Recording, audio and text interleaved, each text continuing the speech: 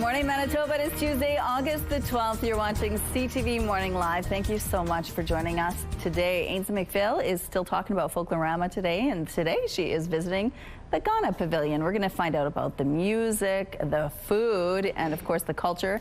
We'll have that for you and more, but first your headlines.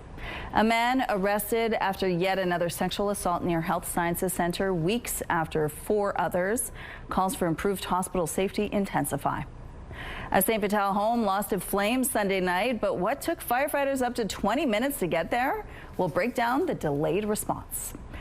And the dog days of summer just got a whole lot cooler. Hundreds of pups are taking the plunge at a special dog-only pool to beat the heat wave. That's all you need, a little bit of swim with a dog.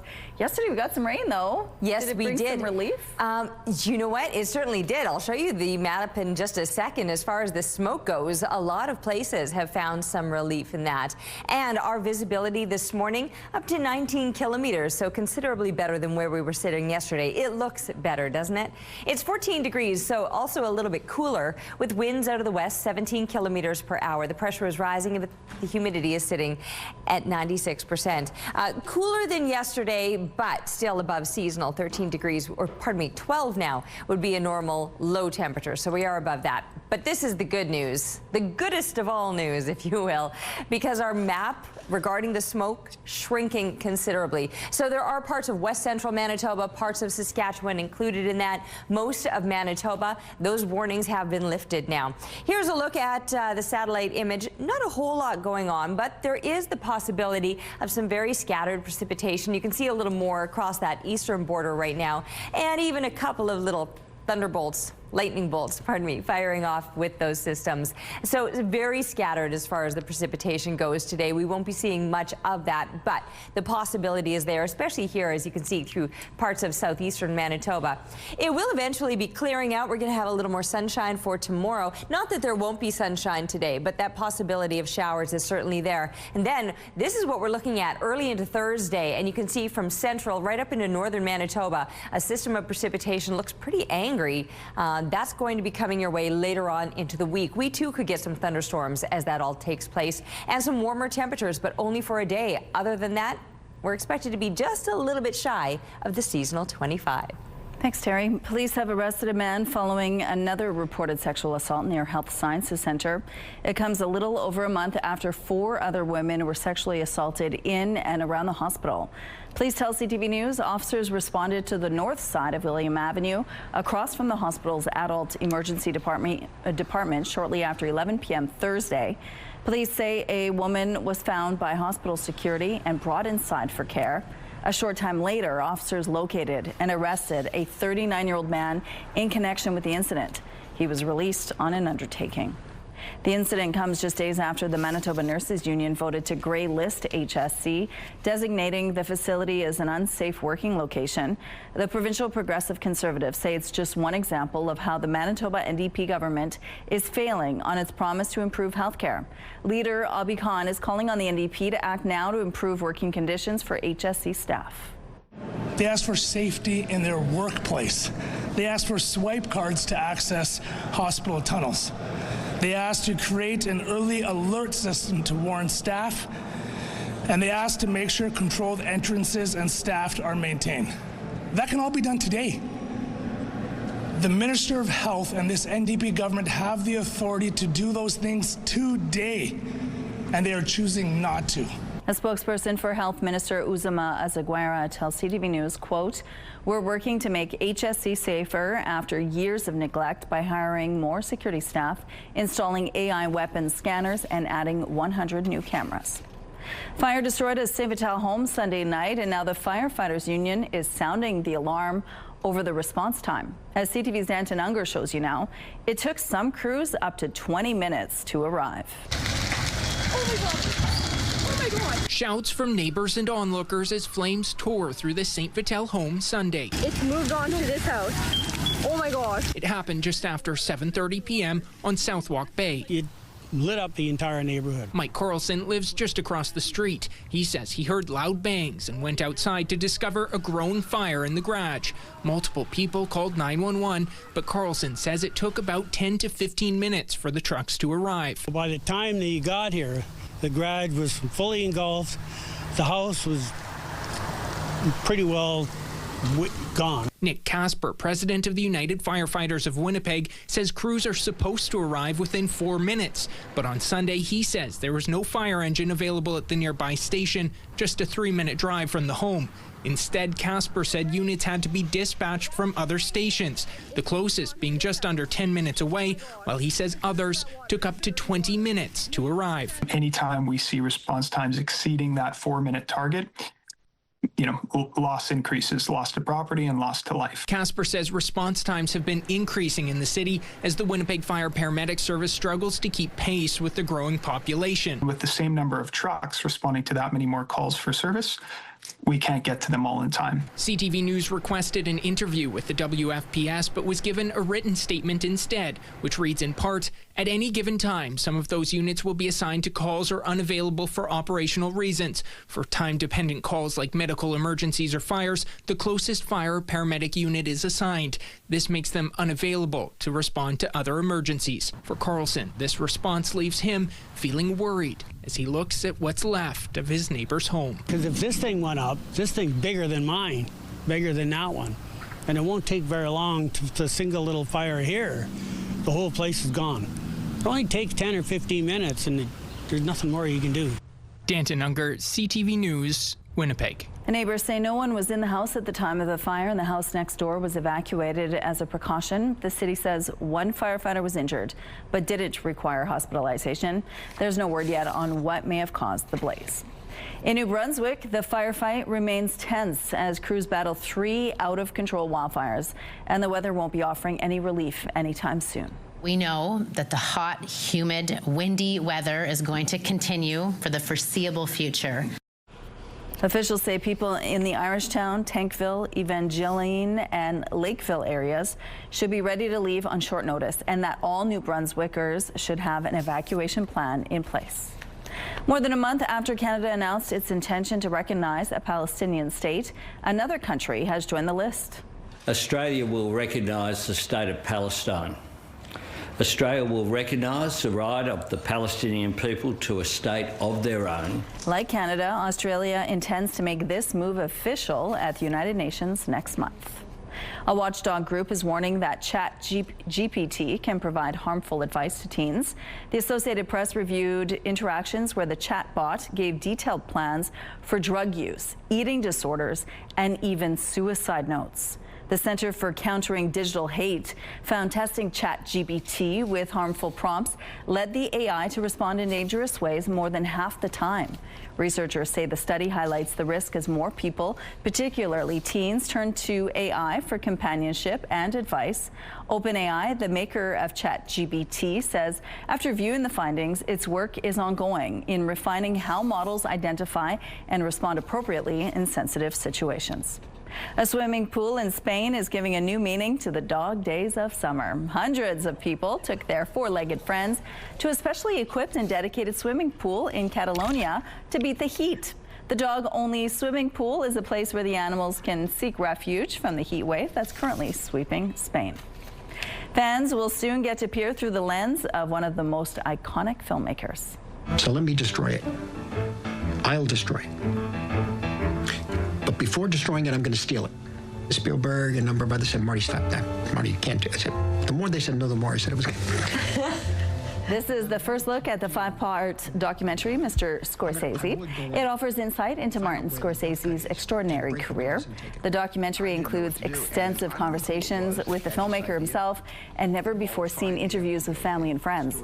This includes Robert De Niro, Leonardo DiCaprio, Steven Spielberg, Mick Jagger, and Margot Robbie, just to name a few. It will begin streaming October 17th. Here's a look now at what's happening in traffic along Kenniston Boulevard. Looks like things are moving quite well over here. No issues to tell you about at this point. And it looks like the smoke and haze have lifted as well. Let's go now to Ainsley McPhail. We are live at the Ghana Pavilion, that is. Good morning, Ainsley.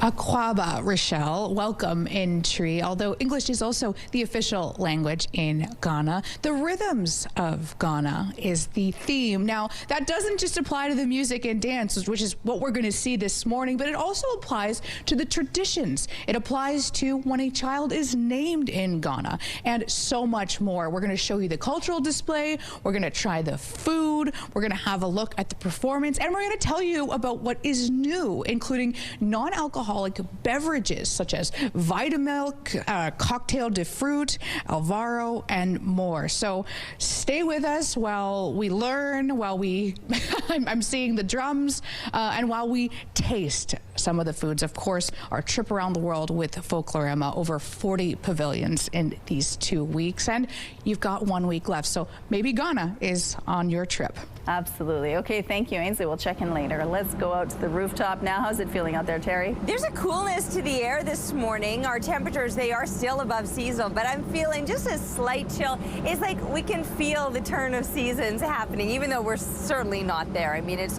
only mid-August. It's not even mid-August. It's not even mid-August. Pump the brakes there, Terry. But yes, 14 degrees right now, and just the dampness to the air, and that's what's adding that little bit of a chill. Of course, the fact that the sun isn't up yet. That'll be happening in a few minutes' time at 6:14. Winds right now, they're out of the west, 18 kilometers per hour. The pressure rising, and the humidity is sitting at 95%. We did get a little bit more rain yesterday. Not a lot. My rain gauge is reading about 1 millimeter, maybe 2. So that's what we got over the course of yesterday, but there's still the possibility of more showers making an appearance today, and then a little more sunshine for tomorrow. So these are the kind of conditions that aren't bad at all, especially with the dry summer that we've had. We'll take a little bit of a rain, even if it's happening day after day. We are certainly noticing improvements with the smoke across most of the province. The smoke warnings have lifted. They do still remain in place through parts of west central Manitoba, but many places throughout the province have seen some improvements in that sense. Taking a break right now, but we'll be back with more CTV Morning Live. CTV Morning Live weather brought to you by ABC Fire and Safety, your CO2 refill store.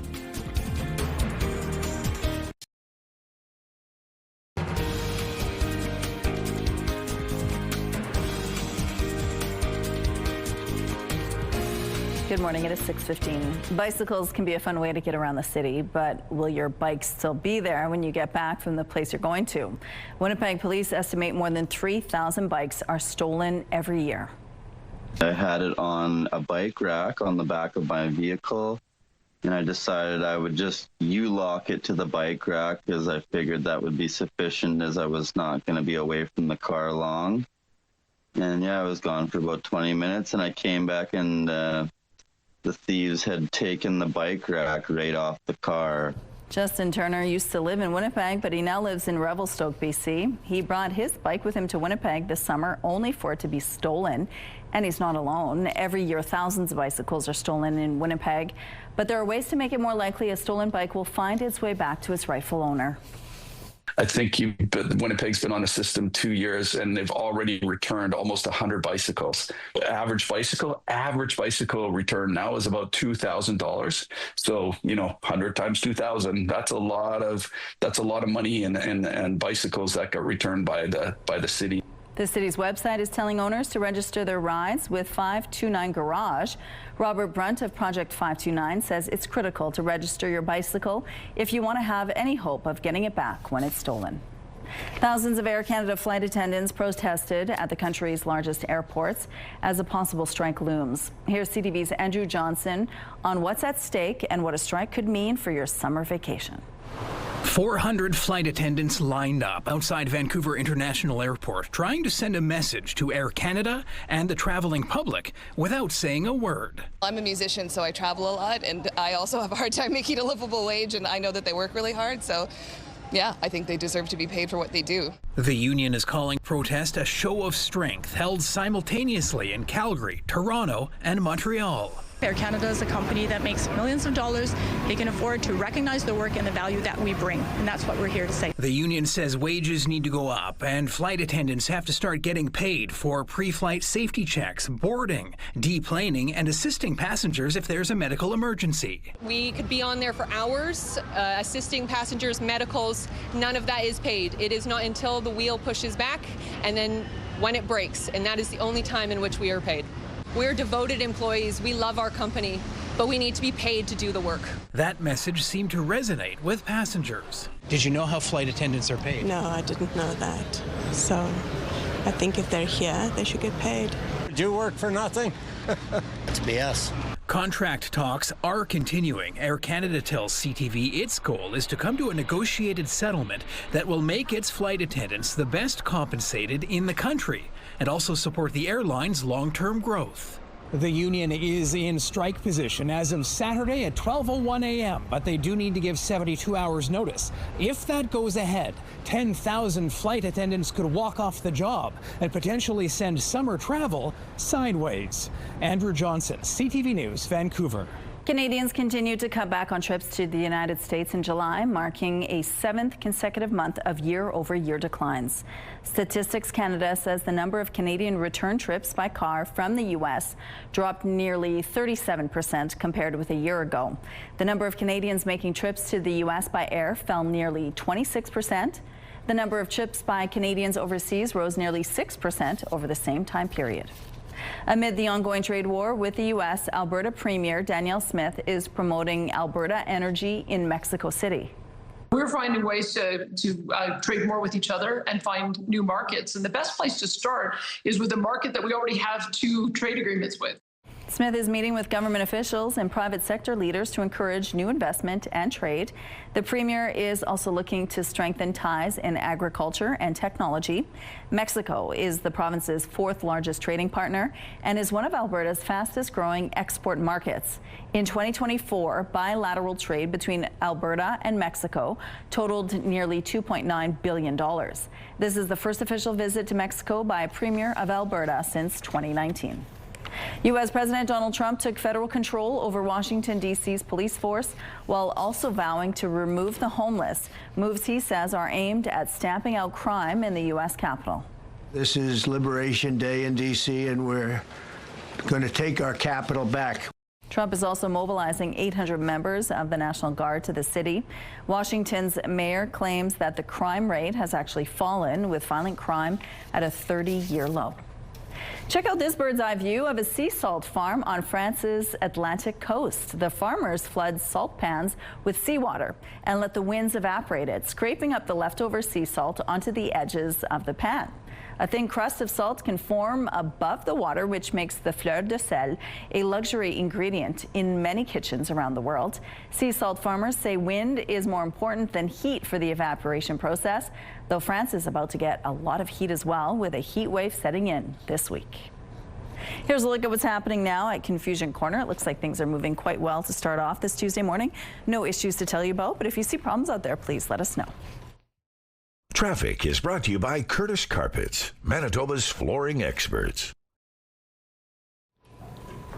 And here's a look now through the Bath Fitter Live Eye. Bath Fitter, your bath and shower experts for more than 40 years. That's gorgeous outside. I mean, to be able to see, first of all. Yesterday we had that heavy smoky haze hanging over us. Visibility was so poor. Now we've got almost clear visibility, almost. I mean, a normal clear day would be 24 kilometers visibility. We're at 19 right now as far as visibility goes, so thumbs up, especially compared to the 3 clicks that we had yesterday. Temperature-wise, it is a little bit cool, but if you like those cooler morning temps, get outside to enjoy them. Although even throughout the day today, temperatures are likely to remain a little bit below seasonal. We're slightly above seasonal to kick things off, though. 12 degrees, a normal low. Most of the southeast right now is in those mid-teens.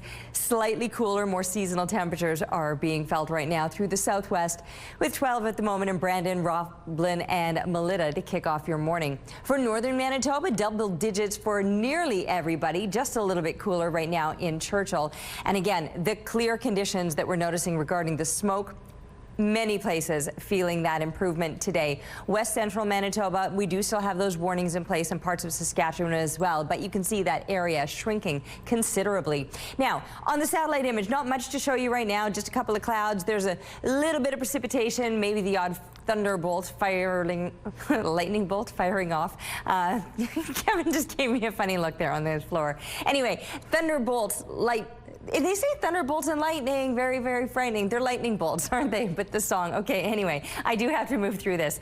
We're looking at low 20 temperatures expected today, so slightly below seasonal, 25 normal for this time of year. We're not going to hit those seasonal temps, but we'll spike beyond them only for a day. Then we're going to see things cooling down a little bit once again. Look at this incredible shot. Look closely. He caught a fish. Lunchtime out in the White Shell. Thanks to Melissa for the photo, and keep them coming, please, to Winnipeg weather at ctv.ca, and we'll be back right after this break. Good morning. An Ontario family is calling for justice after a father of 3 was killed in a head-on collision last week, a crash that also injured his wife and 3 daughters. Court records show this is not the first time the 18-year-old driver of the other vehicle has been charged with dangerous driving. Here's CTV's John Woodward with the connection to another high-profile crash. Andrew Cristillo was a family man with 3 young daughters. Andrew is a gift to this world. The funniest guy. And when his wife was diagnosed with stage 4 breast cancer, he stepped up, riding in fundraisers and raising money for cancer research, said his brother Jordan. He was there along her side through all her appointments, providing her support like a rock. Then on Sunday, August 3rd, all that changed. Cristillo's car hit head-on just after 9 p.m. as his family returned from a gathering at his parents' house. He died instantly. His wife, Christina, rescued the girls. She's the strongest person I know. She had to kick her way out of the windshield and try to pull these girls one by one out of the car on her own while they're calling for help from their daddy.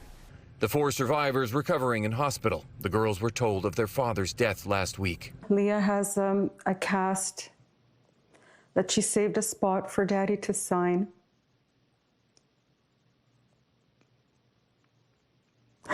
But he won't be able to do that now. 18-year-old Jay Winkiru Benanthan has been charged with dangerous driving causing Cristillo's death and bodily harm to his daughters. He's also charged with making a false statement to police and accused of failing to remain at the scene. And CTV News has learned the same driver was also charged in a collision on the 401 that sideswiped Premier Doug Ford's vehicle in January. We were just driving straight. Next thing you know, you got hammered. We want justice for Andrew, and to make sure that reckless driving, where people have no respect for the lives that they impact with their actions, is put to an end. Until this happened, surviving Christina's cancer was the family's first focus. Now it's preparing for their dad's funeral.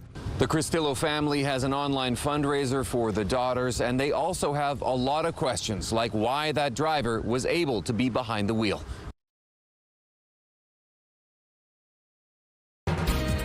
CTV Morning Live is brought to you by Robin's Donuts, your favorite stop.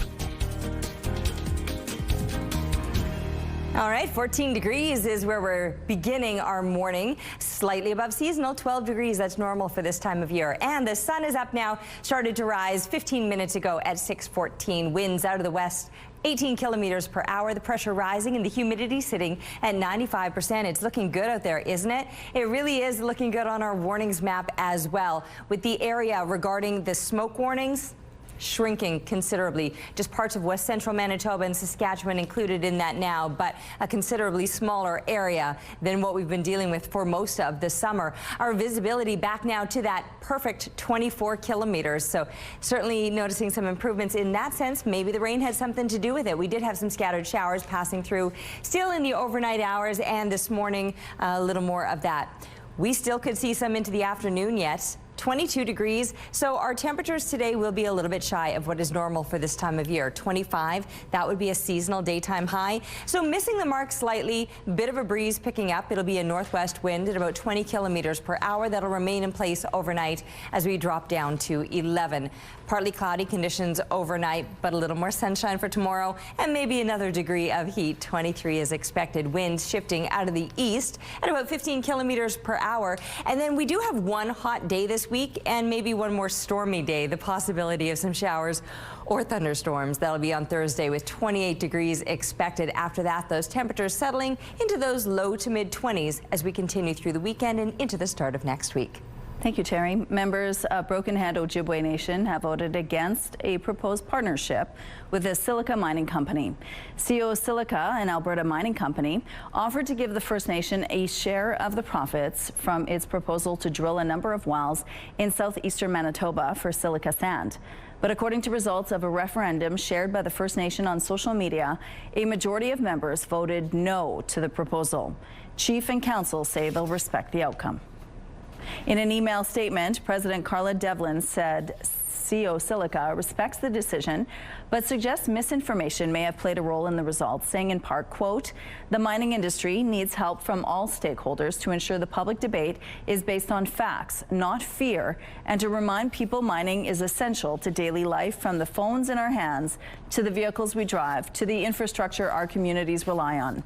CO Silica remains committed to applying for our environmental license and to pursuing equity partnerships that ensure Indigenous communities share in the long-term benefits of this project.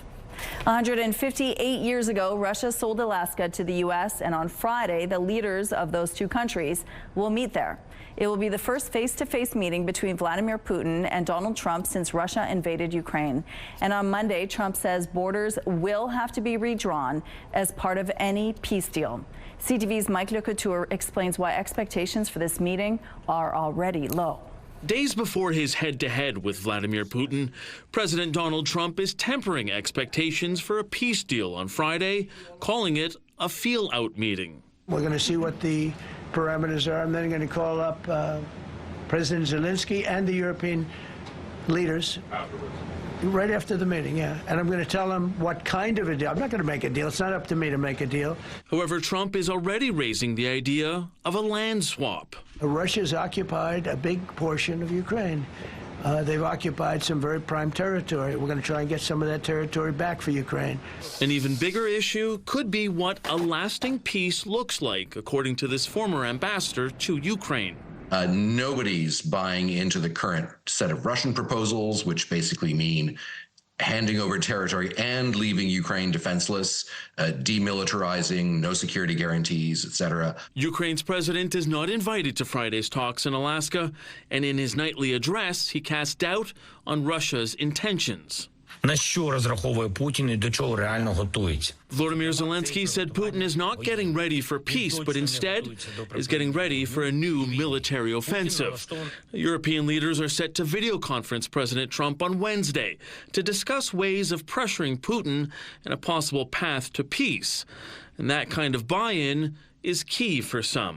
If these united European powers speak up and say Zelensky has to be at the table, I think that puts Putin in a much weaker position. Zelensky also spoke to Prime Minister Mark Carney. The two leaders agreed international borders cannot be changed by force, and that any decision on Ukraine's future should be made by Ukrainians. One person has now died in hospital following a powerful house explosion that happened in Barrie, Ontario yesterday. The 45-year-old man was the only one home when the house exploded just before noon on Saturday. The Ontario Fire Marshal has now taken over the investigation, searching for what may have caused such a massive explosion. The Manitoba Eco Network is looking at how extreme hot and cold weather affects people and ways to keep people safe. It's better to take a look at what people are already doing and to bring that up north here before we need it in like an emergency. It's better to have that in place to protect people preventatively than as an emergency. The survey of 142 West End homeowners and renters found more than 85% had experienced negative impacts as a result of extreme temperatures. Between 38 and 52% struggled to pay their energy bills. Based on the findings, the Eco Network made 7 recommendations, including limiting maximum indoor temperatures to 26 degrees Celsius as the number of hot summer days increases. Right now, the city of Winnipeg sits at around 57 hot, like extreme temperature days throughout the summer during the year. But with those emissions levels like increasing, with the more carbon being released, those days are going to go up to either 81 to 101 days in the summer, depending on those levels. Other recommendations include incentives to help increase energy efficiency, creating more green spaces connected to cooling hubs, and designating cooling in extreme heat a vital service for renters. Here's one way to cool off. The 10th International Waterfall Jumps in Bosnia and Herzegovina went ahead over the weekend. 16 divers from around the world came out to take a dive from this 20-meter tall waterfall. Divers were judged on their form and posture. And here's a look now at what's going on in Portage Avenue. It looks like things are starting to pick up slowly here, but overall moving well. No issues to tell you about. And let's take a look now at your gas prices. The Canadian average is $1.36. The provincial average and Winnipeg averages are $1.33. The lowest price in the city is $1.27. All this info is on gasbuddy.com. Price at the pump brought to you by kidneycard.ca. Get a free tow and a tax receipt for value of your car. Let's go back now to Ainsley McPhail. We are visiting the Ghana Pavilion. Good morning, Ainsley. Good morning, Rochelle. I love the theme this year, Rhythms of Ghana. Abigail Larson joins us now. She's the Pavilion coordinator. And there's a lot to see here at the cultural display, especially when it comes to the music. Yes, and I'm so excited that you guys are here to join us this morning. I would love to walk you through our cultural display, if that's okay. Absolutely, it's okay. So the focus this year is on our music. Rhythms of Life is incorporated in everything we do, but our high life is the key. High life is a popular genre of music that specifically originated from West Africa, and Ghanaians are also very, very notable musicians. So we have Daddy Lamba, who just passed away about a week, 2 weeks ago, who was highly celebrated, and a lot of the music you'll hear upstairs originates from him. And then we have our most modern type of high life people. And then over here we move into some really notable figures. These paintings were done by one of our own dancers, and the most notable figure I would say would be Kofi Annan as the UN general, but the ones that are most important to Ghanaians is Kwame Nkrumah, who was the very first president of Ghana when it became an independent country. And then we come to our rhythms of life. Ghana, every day is rhythm, and one group of people just put the most rhythm in everything we do, and that is women. So we've showcased quite a few women in our sculptural, and as you can see, they're the ones that pound the fufu, the food that we eat. They're the ones that carry the water. They're the ones that carry our children. Basically, they're the ones that actually bring up Africa. And so this is how we've tried to showcase our life here in Accra, Ghana, everywhere in the country of Ghana. Lastly, in our show, we have Anansi. Anansi the spider is a character that you would see if you came to our show. And he is what we call the king of stories, kind of like the Loki of in the other type of areas. This is our jokester, and he makes the amazing stories where we can teach our children right from wrong in a very funny and creative way. And so you will see him today at our theater, and also you'll notice him in movies. You'll see him in storytelling, and so we brought him to life here at our pavilion. Thank you so much. And well, the rhythm will continue in our next segment. There's a little teaser. That's all I'm going to say. Just one question you asked. That was great. Yeah. Thank you. All right, let's go to the rooftop now. Is it still a little dark out there? Less so now. The sun is finally up. See, when we started the show, the first time that I was out here, the sun hadn't even started to rise yet. Never mind making its way above the buildings in the downtown area. Now, I believe it has done that, but it's just tucked behind some clouds, so I can't actually see it. But I do see some clouds glowing this beautiful kind of like orange. The sky looks pretty neat out here with these extra clouds. Sunrise, sunsets, I always say, are a little more dramatic when you do have a few more clouds just to light things up in the beautiful ways that they do. Anyway, 14 degrees. We're dealing with temperatures slightly above seasonal. 12 would be a normal low, so we're a little above that right now with winds out of the west, 18 kilometers per hour. The best news that I have to share with you today is that most of the smoke warnings that have been issued around the province for days upon day, well, weeks, really months, most of them have been lifted. There are still some smoke warnings through parts of west central Manitoba, but that's it for Manitoba, an area considerably smaller than it's been. Now today, slightly below seasonal temperature, so it might be a little bit cool. Maybe some passing showers. Many places could be seeing some brief precipitation. We'll be back right after this break. CTV Morning Live Weather brought to you by Canadian Footwear, helping you find the perfect fit. Looking at the early markets, futures are showing slight declines across the board. Dow futures are down 22 points, while NASDAQ futures have fallen 16. The S&P futures are off by 4. Meanwhile, the Canadian dollar is seeing a slight increase this morning. Overseas, the Hang is on the rise, up 62 points, while Japan's Nikkei is surging 897 points. Good morning. It is 6:45. Manitoba is one of 3 provinces where the federal RCMP is trying a new method of border control. The agency says it's establishing a drone corridor along the Canada-U.S. border, starting with a trial across Manitoba, Saskatchewan, and Alberta. The unmanned aircraft will be searching for human and drug smuggling, as well as other illegal activity. The new corridor took effect at 9 p.m. last night. It extends 500 feet into the air and 1 nautical mile north of the border. RCMP say pilots can continue to fly in the area, but are asked to exercise caution and notify them ahead of time. Bicycles can be a fun way to get around the city, but will your bike still be there when you get back from the place you're going to?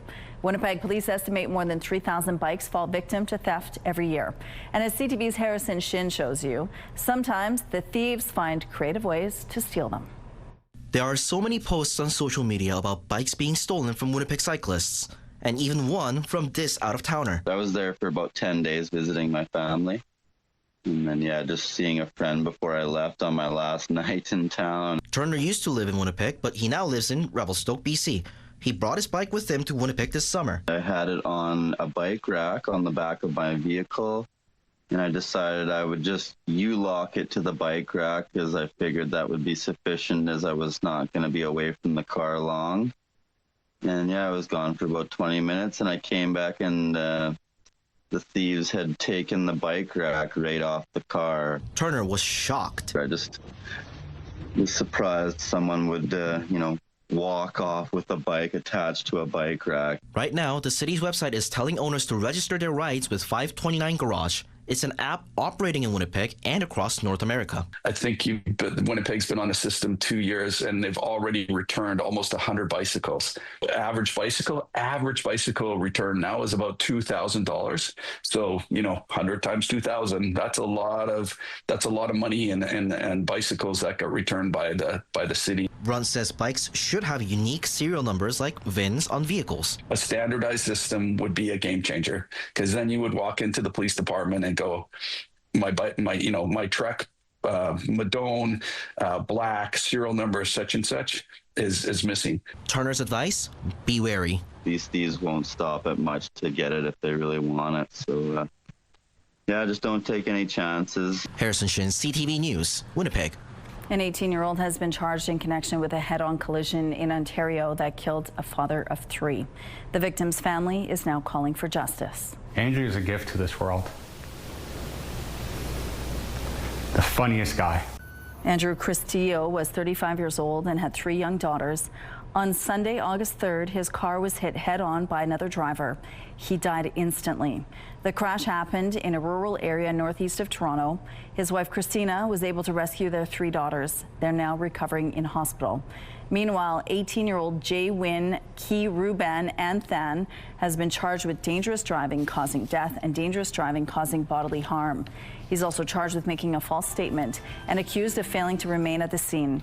CTV News has learned that the driver was also charged in a crash involving Ontario Premier Doug Ford in January.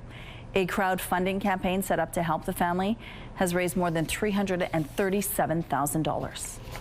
The English Montreal School Board is ready to take the Quebec government to court over education budget cuts. You would have to make harmful cuts that would have a detrimental impact on the future of the students. So we didn't see any other choice. The board voted unanimously to join a legal challenge led by the Quebec English School Boards Association. The board chair says the province is imposing unrealistic conditions that are impossible to meet, adding their cuts will affect students. The EMSB is facing more than $20 million in financial losses. That includes a nearly $11 million budget cut and a $10 million penalty if the board fails to meet strict staffing caps. The board says it will officially file a court challenge on Friday if they don't hear back from the province before then. Finland has filed charges against crew members of an oil tanker suspected of damaging 5 underwater cables by dragging its anchor. Charges of aggravated sabotage and aggravated interference with telecommunications were filed against the captain and first and second officers of the Eagle S. It's registered in the Cook Islands and is believed to be part of Russia's Shadow Fleet, boats that sail under foreign flags to evade sanctions. Here's one way to be part of next year's FIFA World Cup. Really, really exciting time for Vancouver and also for FIFA. This is the largest volunteer program of any FIFA event. FIFA is putting out a call for volunteers in every host city. About 3,000 volunteers are needed for the 7 games. Applicants must be at least 18 years of age and be available between June 11th and July 19th of next year. Here's what's happening now on McPhillip Street. It looks like things are moving quite well over here starting off this Tuesday morning. If you see any problems out there, though, please let us know. Oh, that sky really is stunning this morning. It's 14 degrees with winds out of the west, 18 kilometers per hour. The pressure is rising and the humidity sitting at 95%. The fact that we can even see the sky is an improvement over yesterday when we had only 3 kilometers visibility in the morning.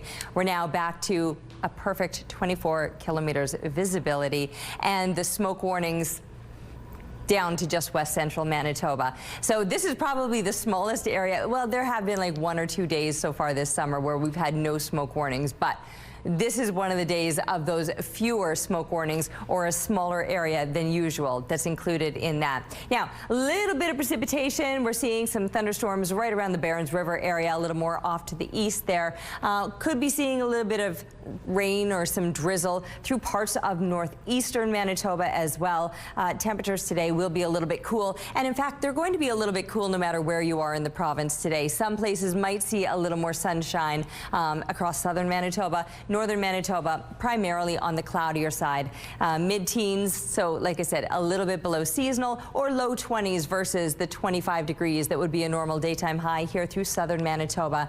Now, we will enjoy a bit of sunshine, sure. There is the possibility that we could see some scattered showers developing through the day today. A better chance that areas off to the east of us will be getting clipped with some of that precipitation. But again, we've seen some improvements in the air quality, so bring on the rain, Mother Nature. There could be another round of storms that'll be happening on Thursday, and then we're back to sunshine as it cools slightly for the coming weekend. We're at Dufresne Furniture this morning, and I'm joined by its Community Engagement and Marketing Manager, Callie McLaughlin. Good morning, Callie. Good morning. Well, you have a very big event coming up, your sleep event. Let's talk about that. Yes, I'd love to. On Thursday, August 14th, we're having our sleep event here at Dufresne. And with wellness at the forefront of every decision that we make, why shouldn't sleep be that as well? So absolutely.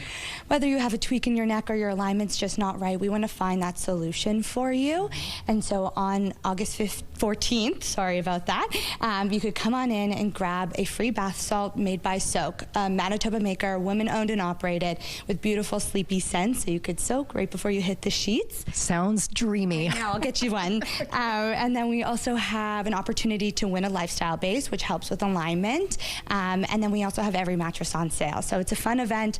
But what I'm really passionate about is our Dream Big program. And that's right, because Dufresne is a great local company that really cares about the community that it's a part of. Yeah, of course. And like, we couldn't give back to the community without the help of our customers, because a portion of every mattress we sell goes right back to the community. So we're able to give brand new beds to people in need. And we recently just did an event at the Bombers Stadium where we were able to have 40 kids come and play with the Bombers. And in the end, we surprised them with a new bed. Oh, so fun. It's so fun and so sweet. And we need all the help we can get to make an even bigger impact in the community. The need is growing. And next year marks 10 years. So we're almost at our 1,500th bed. And next year we want to make even, a bigger impact. So. Absolutely. So again, the big event is coming up soon. Again, when is it that folks can come on down? Thursday, August 14th, and they could come, shop, grab the bath salts, or even just take a look at our new fall collection. That sounds great. Callie, thank you so much. Thank you. Hello, a yellow lab in Southern California loves to visit her neighbors. Here's ABC's Danny New.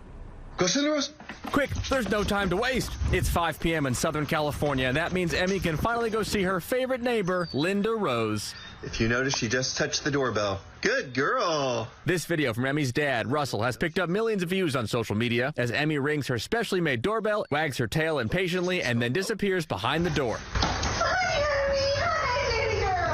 Russell shares these videos almost every day, and yet Emmy's fans have never actually seen Linda Rose before. That is, until now. If he can't find her, he never has to wonder where she is. Where is she? At our house.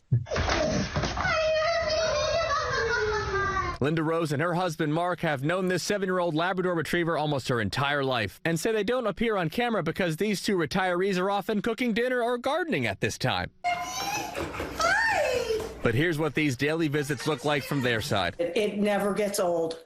We look forward to it. We watch the clock. Before, Linda Rose used to get quite upset if she missed Emmy's appearances, like this door-scratching visit in December of 2023. Can't leave Emmy hanging like that.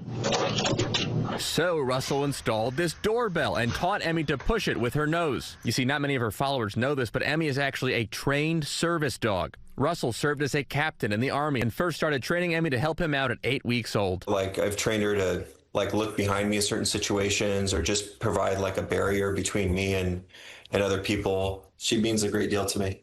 Oh, she's fast today. Now Emmy also means a different kind of great deal to Linda Rose, Mark, and millions online. One commenter writing, "We all need a Linda Rose in our lives." But for Linda Rose, she's not only quite grateful for Emmy, but also for Russell and this gift he gives her every day. I mean, it doesn't get any better than having a neighbor who shares their pet with you. So when you heard Russell say, "Go see Linda Rose," that's actually the phrase Emmy is trained to wait for. So when he says, "Go see Linda Rose," Emmy can finally sprint over there and see her pal, Linda Rose. And Mark, in New York, for ABC News, I'm Danny New. That's so sweet. We'll get ready for the ultimate hoops showdown at Canada Life Centre. We're giving you a chance to score 4 tickets to the thrilling CEBL Championship weekend featuring the Winnipeg Sea Bears. Catch all the action starting August 22nd with an epic conference finals doubleheader at 7:30 p.m. plus the nail-biting championship final on Sunday, August 24th at 6 p.m. Head over to our website, ctvnewswinnipeg.ca, and hit our contest page for all the entry details. Don't miss your shot. We're going to take a break here. We'll be back after this.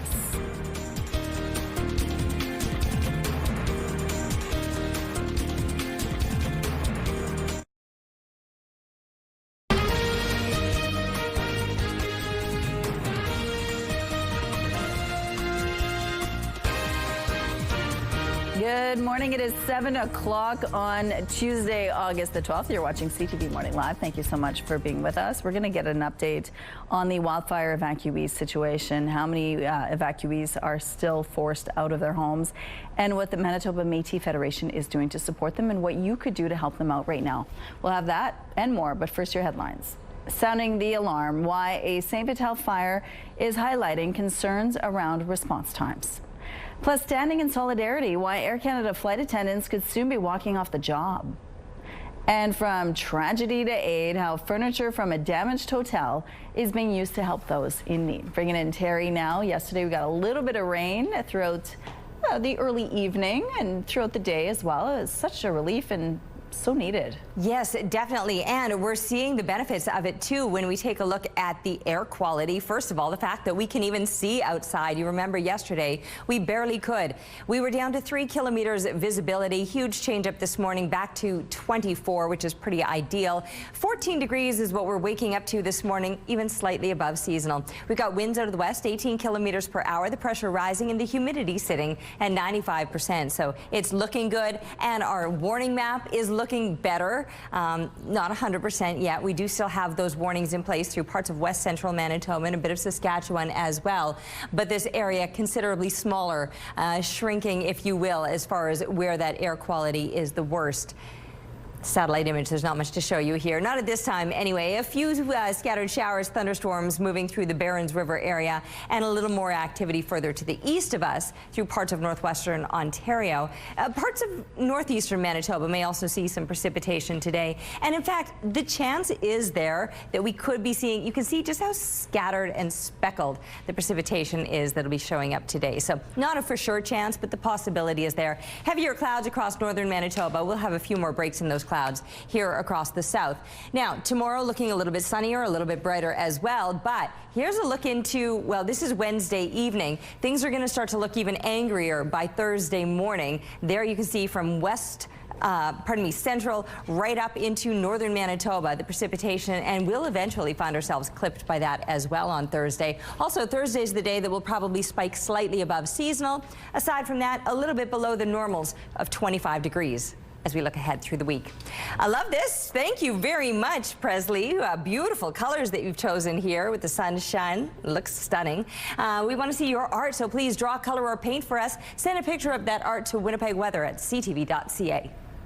Thank you, Terry. Fire destroyed a St. Vital home Sunday night, and now the Firefighters Union is sounding the alarm over the response time.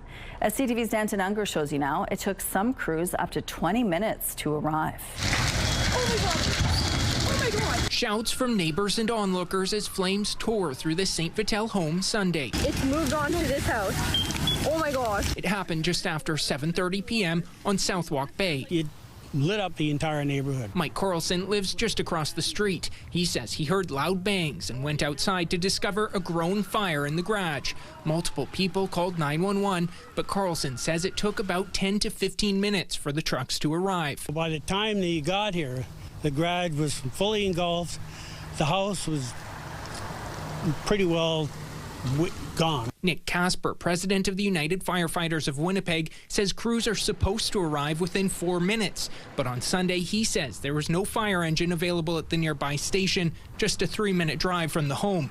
Instead, Casper said units had to be dispatched from other stations, the closest being just under 10 minutes away, while he says others took up to 20 minutes to arrive. Anytime we see response times exceeding that 4-minute target, loss increases, loss to property and loss to life. Casper says response times have been increasing in the city as the Winnipeg Fire Paramedic Service struggles to keep pace with the growing population. With the same number of trucks responding to that many more calls for service, we can't get to them all in time. CTV News requested an interview with the WFPS but was given a written statement instead, which reads in part, "At any given time, some of those units will be assigned to calls or unavailable for operational reasons. For time-dependent calls like medical emergencies or fires, the closest fire or paramedic unit is assigned.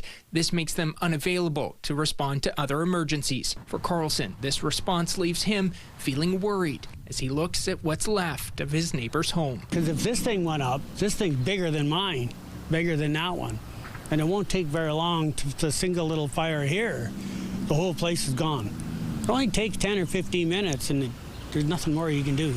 Danton Unger, CTV News, Winnipeg. Neighbors say no one was in the house at the time of the fire and the house next door was evacuated as a precaution.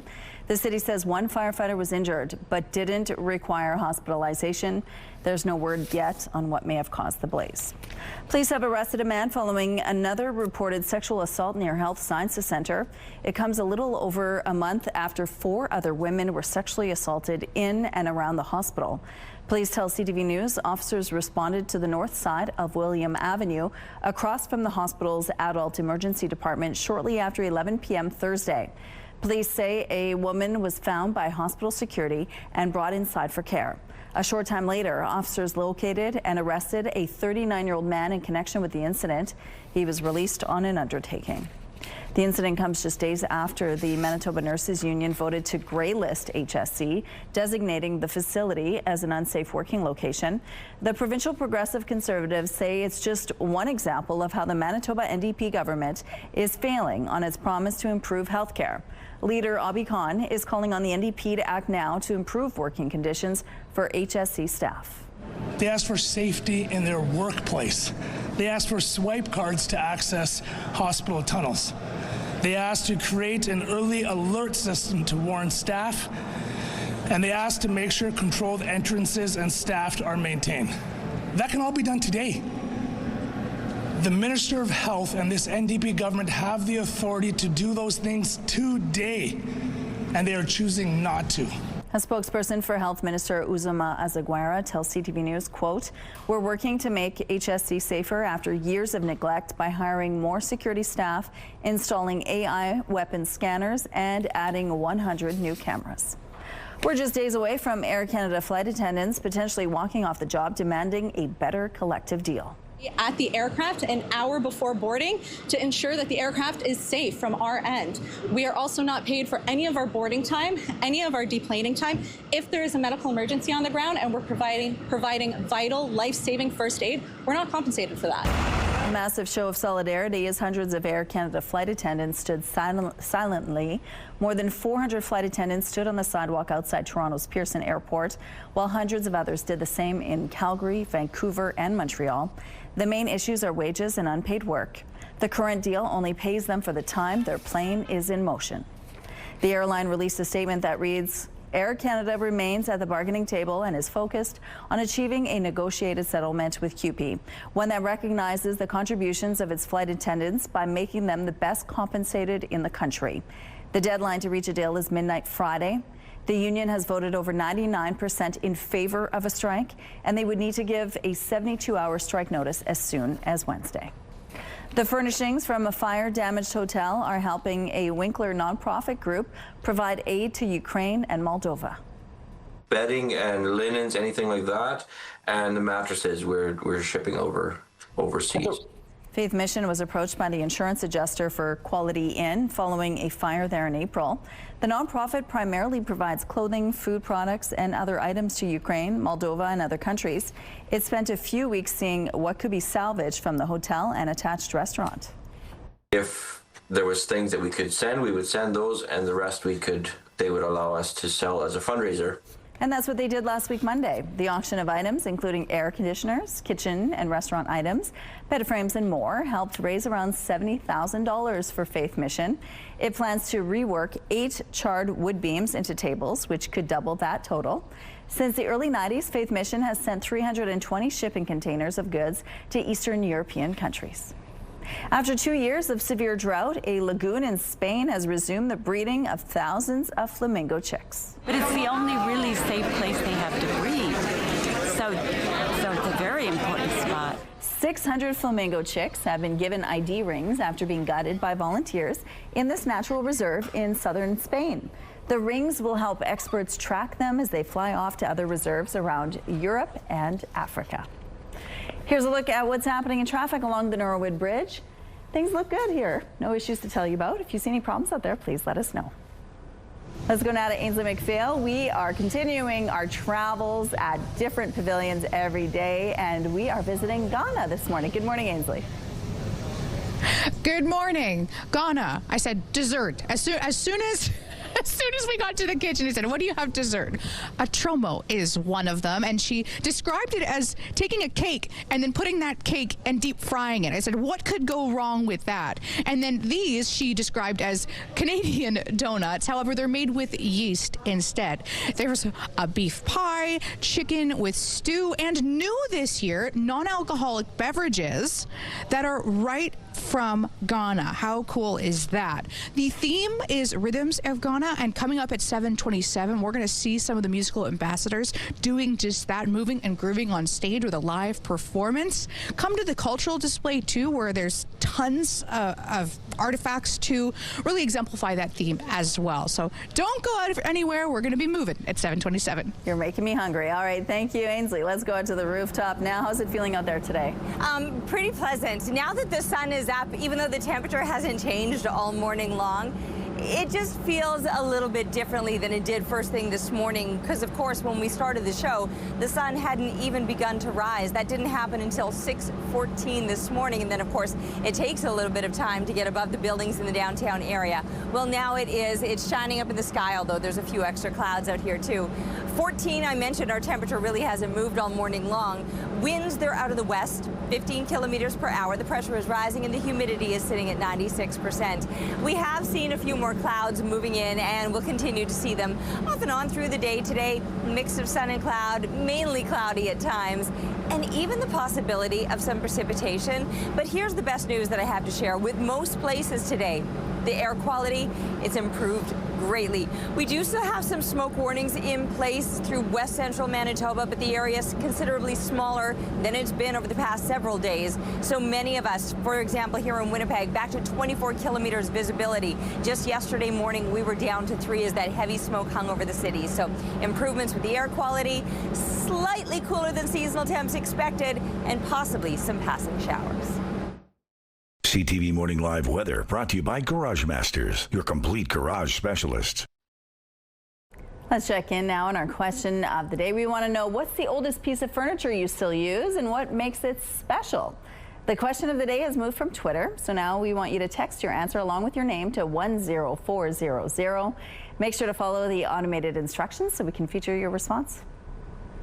At CTV Morning Live, we're all about celebrating your amazing pets, whether they're furry, feathered, or scaly.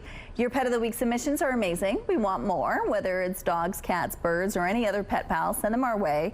Drop your pet photos and a fun little story about them to petoftheweek@ctv.ca. And then catch us every Thursday between 6 and 9 to find out if your pet is our Pet of the Week on CTV Morning Live. We're going to take a break here. We'll be back after this.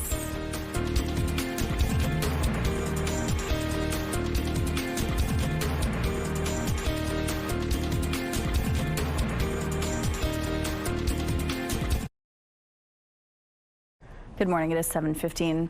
There's been little change in the province's wildfire situation, although some precipitation this weekend gave crews a chance to shore up defenses. The City of Thompson says a number of teams, like the one seen here, were busy creating fire guards north and south of the city, in some cases clearing as much as 4 or 5 kilometers a day. It's a similar situation in Snow Lake, with the town saying enough moisture came down to suppress the fire for a few days. Crews are using the opportunity to attack the fire closest to the community, which it says could pose a danger if winds shift directions. The town also says after 3 days, crews are almost finished clearing a road into an area to the northwest so hydro crews can start repairing damaged infrastructure. The Manitoba Eco Network is looking at how extreme hot and cold weather affects people and ways to keep people safe.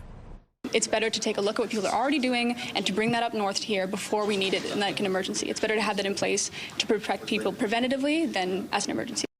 The survey of 142 West End homeowners and renters found more than 85% had experienced negative impacts as a result of extreme temperatures. Between 38 and 52% struggled to pay their energy bills. Based on the findings, the Eco Network made 7 recommendations, including limiting maximum indoor temperatures to 26 degrees Celsius as the number of hot summer days increases. Right now, the city of Winnipeg sits at around 57 hot, like extreme temperature days throughout the summer during the year. But with those emissions levels like increasing, with the more carbon being released, those days are going to go up to either 81 to 101 days in the summer, depending on those levels. Other recommendations include incentives to help increase energy efficiency, creating more green spaces connected to cooling hubs, and designating cooling in extreme heat a vital service for renters. Good news for coffee lovers. A new study has found that Cup of Joe is pretty safe when it comes to contaminants and toxins. The nonprofit Clean Label Project gathered samples from 45 popular coffee brands and had a certified lab test them for pesticides and heavy metals. The researchers say while some contaminants were present, such as trace amounts of the herbicide glyphosate, most were well below the EU safety limits for a 6-ounce serving. That's good news, since studies have found coffee lowers the risk of heart disease, multiple sclerosis, liver disease, prostate cancer, dementia, and more. Here's a look now at what's going on at Kenniston and Sterling Lyon. It looks like things are moving well over here. No issues to tell you about at this point. If you do see problems out on the streets, though, we need to know. Time now for some entertainment news. Your spidey sense will definitely kick in with this video. How are you feeling? Yeah, I feel good, man. It's day one. Day one? My 4th ever day one on Spider-Man. You know, it's funny, putting the suit on, it feels different this time, somehow. It's the 4th day one for Tom Holland on set of Spider-Man. Sony Pictures shared this glimpse into the first day of filming for the latest installment of the Spider-Man universe.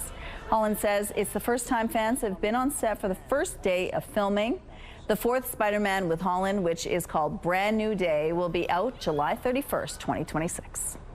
Zach Kreger's latest film, Weapons, had a super weekend at the box office worth more than $42 million US. This is a true story that happened in my town. So this one Wednesday is like a normal day for the whole school. But today was different. It made $70 million at the global box office. This is Warner Brothers' 6th film in a row to debut with more than $40 million domestically. The horror film stars Josh Brolin, Benedict Wong, and Julia Garner.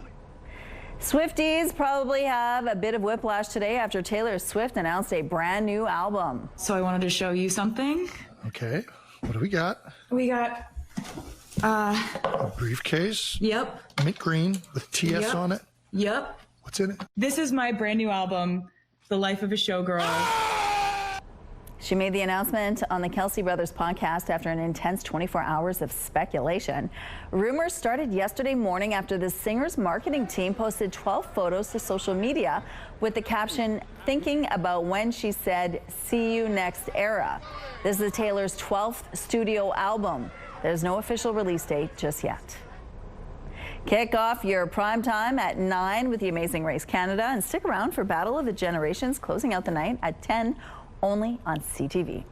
I thought Taylor needed some heartbreak to create a new album. She has been in love for, what, a couple years now? Maybe that's the new muse, love. Maybe it's just about love, which is good too. Right? Yeah, change up her style a little bit. Absolutely, I'm here for it. Me too. How's it feeling out there? So I was just outside 10 minutes ago, and honestly, it's feeling pretty good. It's looking good, as you can see now through the Bath Fitter Live Eye. Bath Fitter, your bath and shower experts for more than 40 years. That's all improved air. Remember yesterday, we could barely see when we were looking out through those camera views.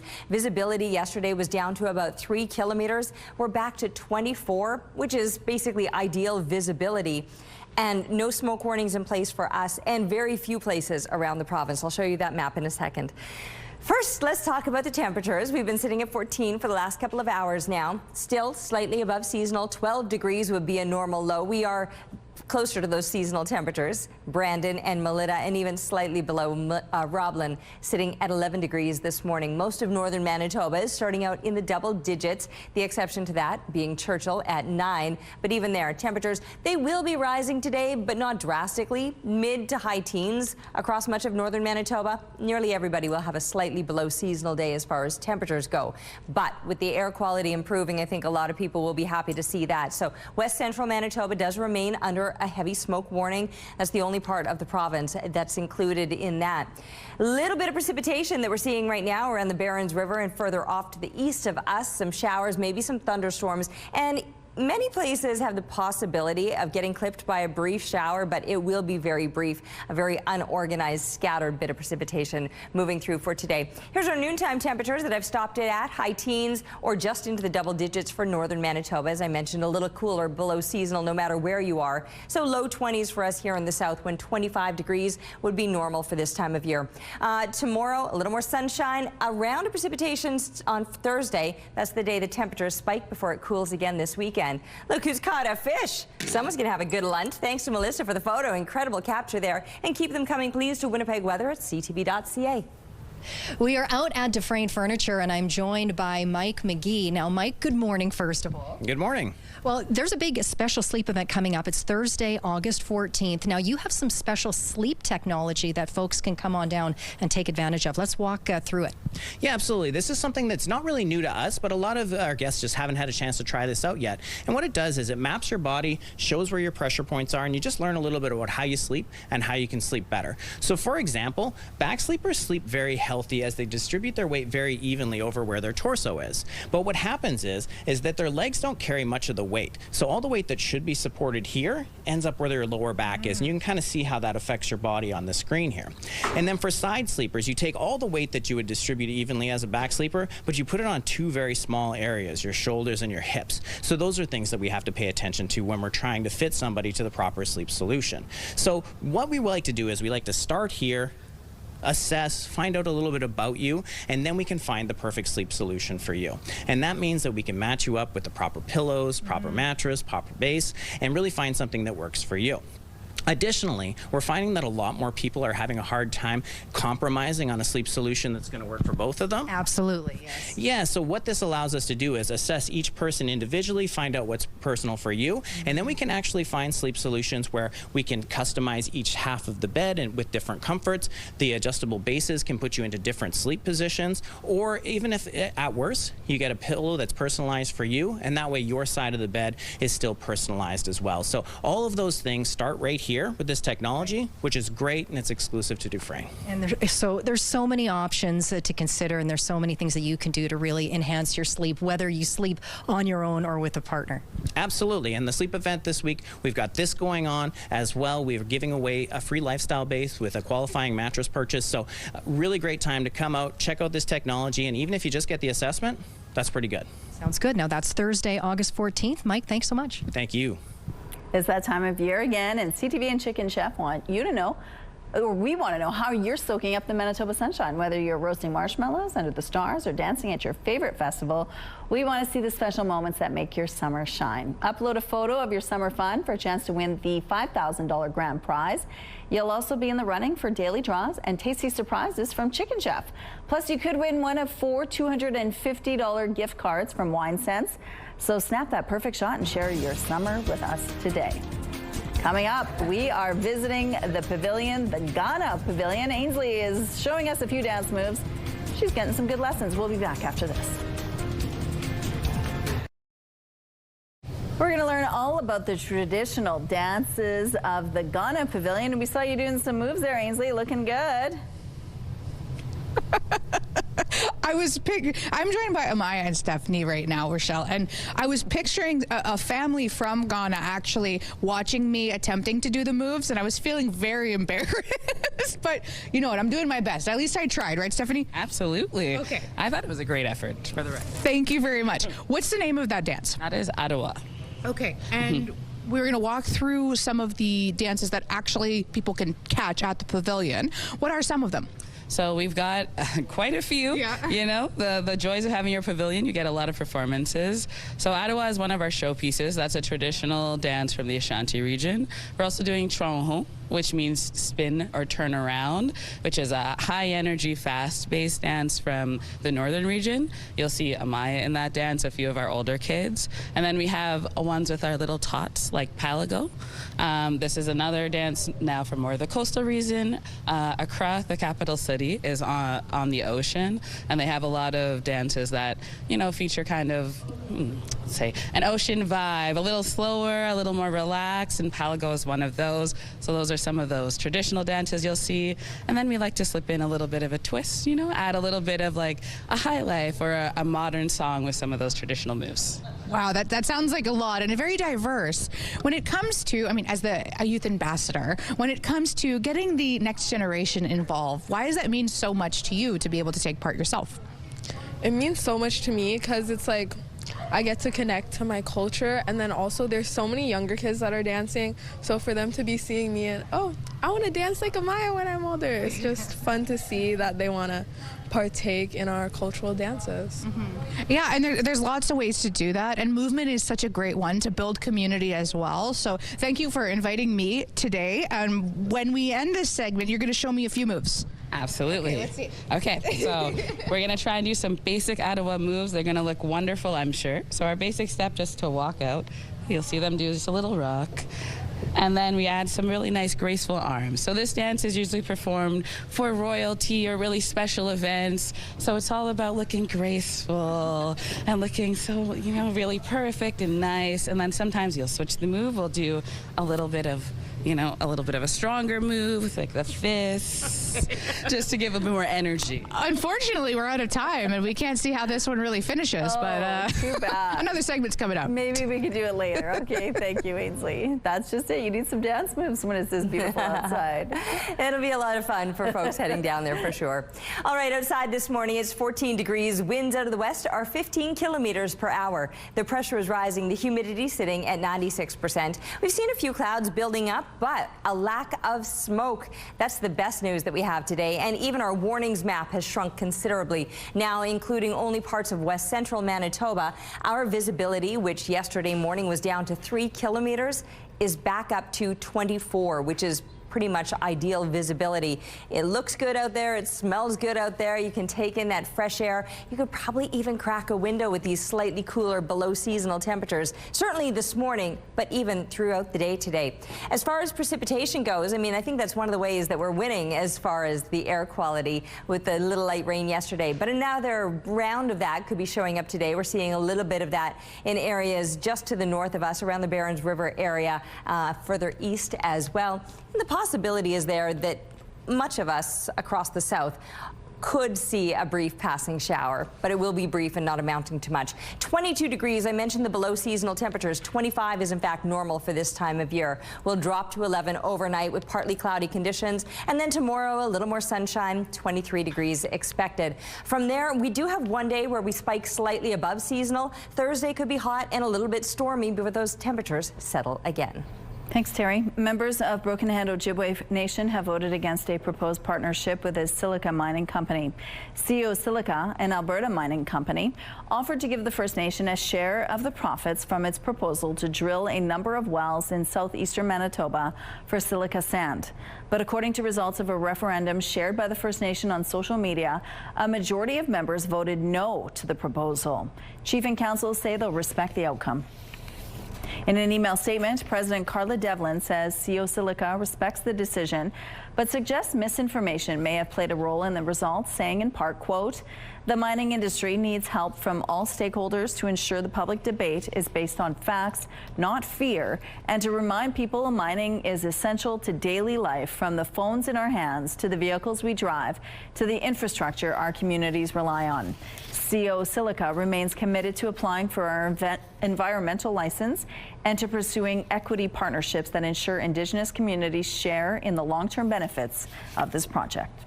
The English Montreal School Board is ready to take the Quebec government to court over education budget cuts. We would have to make harmful cuts that would have a detrimental impact on the future of the students, so we didn't see any other choice. The board voted unanimously to join a legal challenge led by the Quebec English School Boards Association. The board chair says the province is imposing unrealistic conditions that are impossible to meet, adding their cuts will affect students.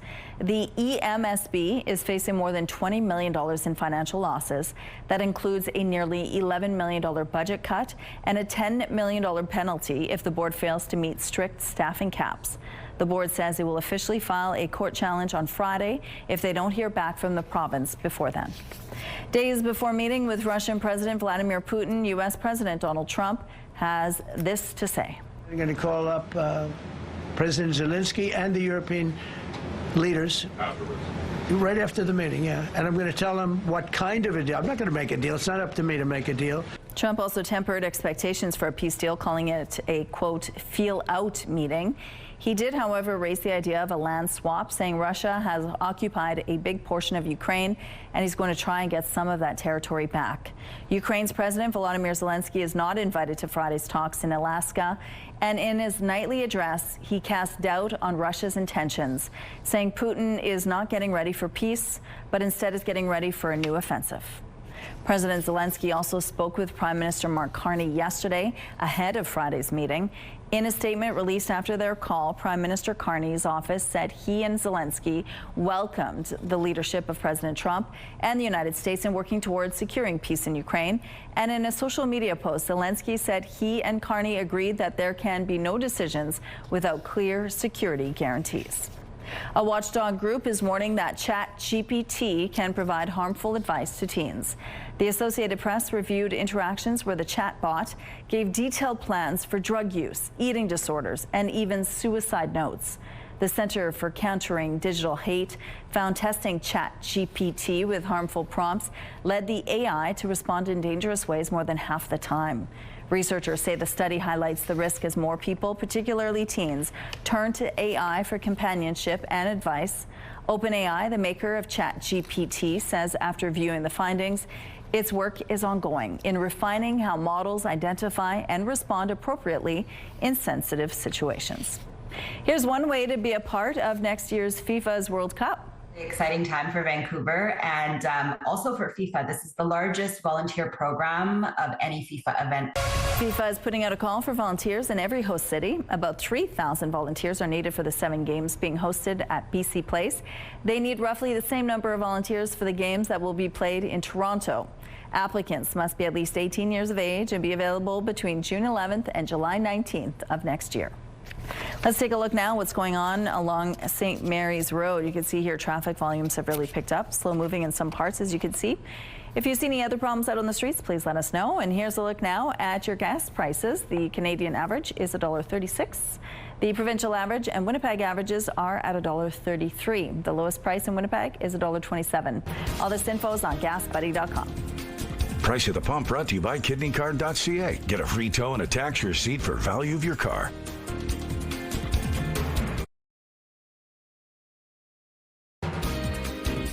Morning Live is brought to you by Robin's Donuts, your favorite stop.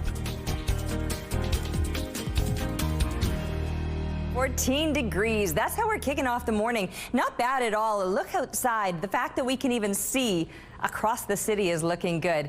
Air quality has improved greatly this morning from the 3 kilometers that we had yesterday morning. Winds out of the west are 15 kilometers per hour. The pressure rising and the humidity sitting at 96%. Yes, a lot of that smoke has lifted. And in fact, the air quality around the province has improved, not just here in Winnipeg. The only place remaining under that heavy smoke warning is parts of west central Manitoba. As you can see there, many of us have had that warning lifted and are noticing massive improvements with that smoke. Little bit of precipitation right around Barons River. We're seeing some and a little more further off to the east, but the possibility is there that a few more places will see some scattered precipitation through the day today, like some heavier clouds and possible showers through parts of the northeast. Now you can see the temperatures today just up into those double digits or mid-teens. It will be a little bit cool and a little bit below seasonal and pretty cloudy through most of northern Manitoba. Not necessarily smoky, but cloudy. Now once we're starting to look into southern Manitoba, better chance of seeing moments of sunshine. We too, though, do have the possibility still of some scattered precipitation passing through, a slim chance, but the possibility is there of seeing a shower or two through the day today. A better chance that you're going to see that precipitation in areas off to the east of us with some showers or maybe some thunderstorms expected through parts of northwestern Ontario. These cool below seasonal temperatures, we've only got a couple of days of that, will spike on Thursday. That's the chance that we could see another round of rain, showers or thunderstorms, and then those temperatures settle down again to below seasonal for the coming weekend. All right, let's go back now to Ainsley McPhail. We're talking about Folklorama, and Ainsley, you are visiting the Ghana Pavilion. You've been doing some dancing. You showed us some food. What else you got? Well, we're talking about the storytelling component. They're not just your everyday MCs here at the Ghana Pavilion. Debbie Yeboah and Stephen Tacky join us now, and they're going to tell us how that story has changed from last year if you enjoyed the pavilion then. So give us a little bit of a rundown, Debbie. Yes. So last year at the pavilion, we were 2 travelers. We'd come to Ghana. We're Canadian, but we'd come back to Ghana to visit. We ran into each other and then started making plans about what we would go see. And we toured Ghana together. And as we toured, we brought the audience along on a trip with us, going from place to place, from the market to the northern region, getting to explain a little bit about what you get to see. So you're actually acting and you're actually getting into character. Tell us about some of the characters. Well, this year, one of the changes we did is it's one of the friends that have come back. They've returned. They had such a good time. But now they meet a Nancy the Spider, Kweku and Nancy the Spider. And so that character, he's a trickster. He's an individual who thinks he knows everything, and now we bring him along with us, but as he comes with us, throughout the show, he's also playing tricks on the dancers, he's playing tricks on us, and he really allows you to understand how that folklore that has spread throughout international regions, who he is and what his character's like. Mm-hmm. Yeah. And tradition is such an important part of that. It's so cool that you're able to share in that tradition with Winnipeggers. What does it mean to you guys to be able to transcend those stories? Well, it actually means a lot. I mean, even getting to put on a pavilion, the Ghana Pavilion, and get to be part of this with our family is just, it's such a great thing. But, you know, Nancy's stories were stories that my dad told me when I was a kid. So getting to share that with the audience, getting to bring that here, really bring a piece of Ghana here, and also getting to see the young kids get to learn about that as well through their performances and through getting to hear us when we're on stage. I mean, it really connects us to each other and to back home. And yeah, that's just really really important and special. And I think it connects the stories from last year to this year so that in 2026 you can come back and know just what happened to all of the characters. And while you're at it, grab a bite to eat. That's coming up at 8:06. Sounds good. Thank you, Ainsley. Summer will be coming to an end before we know it, which means respiratory virus season is just around the corner. And medical experts are urging all provinces to protect babies from RSV this fall and winter. CTV's Pauline Chan has the details.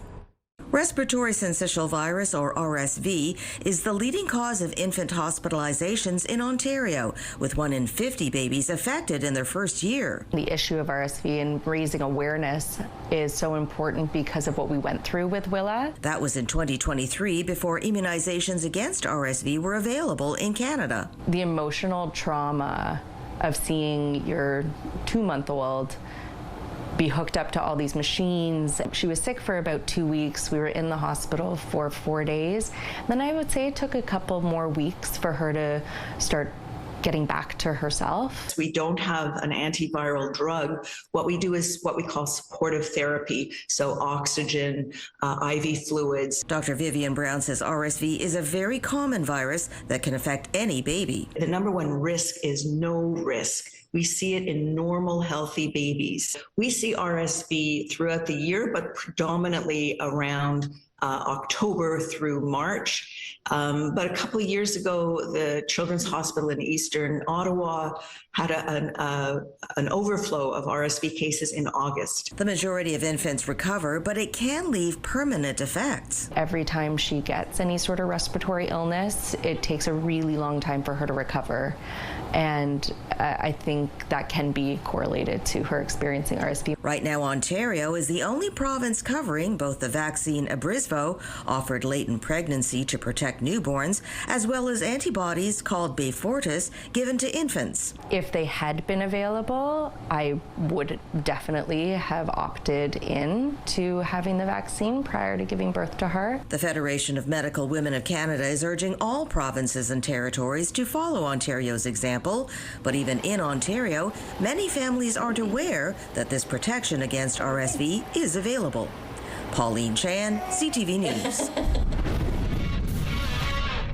Hi everyone, Mark Rowe inside the Sports Center newsroom with your must-see moment from Monday. For it, we're going to Cincinnati. It's the Reds taking on the Phillies. JT Realmuto, hard grounder to third. Keep Brian Hayes, diving stab, throws a laser to first to record the out.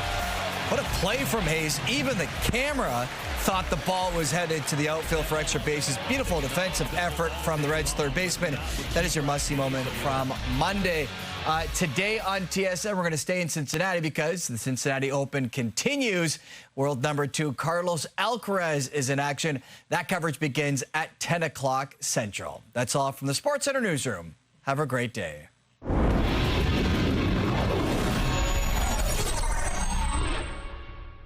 TSN Must-See Moments brought to you by Super Blinds and Draperies, your Hunter Douglas shade provider for over 40 years.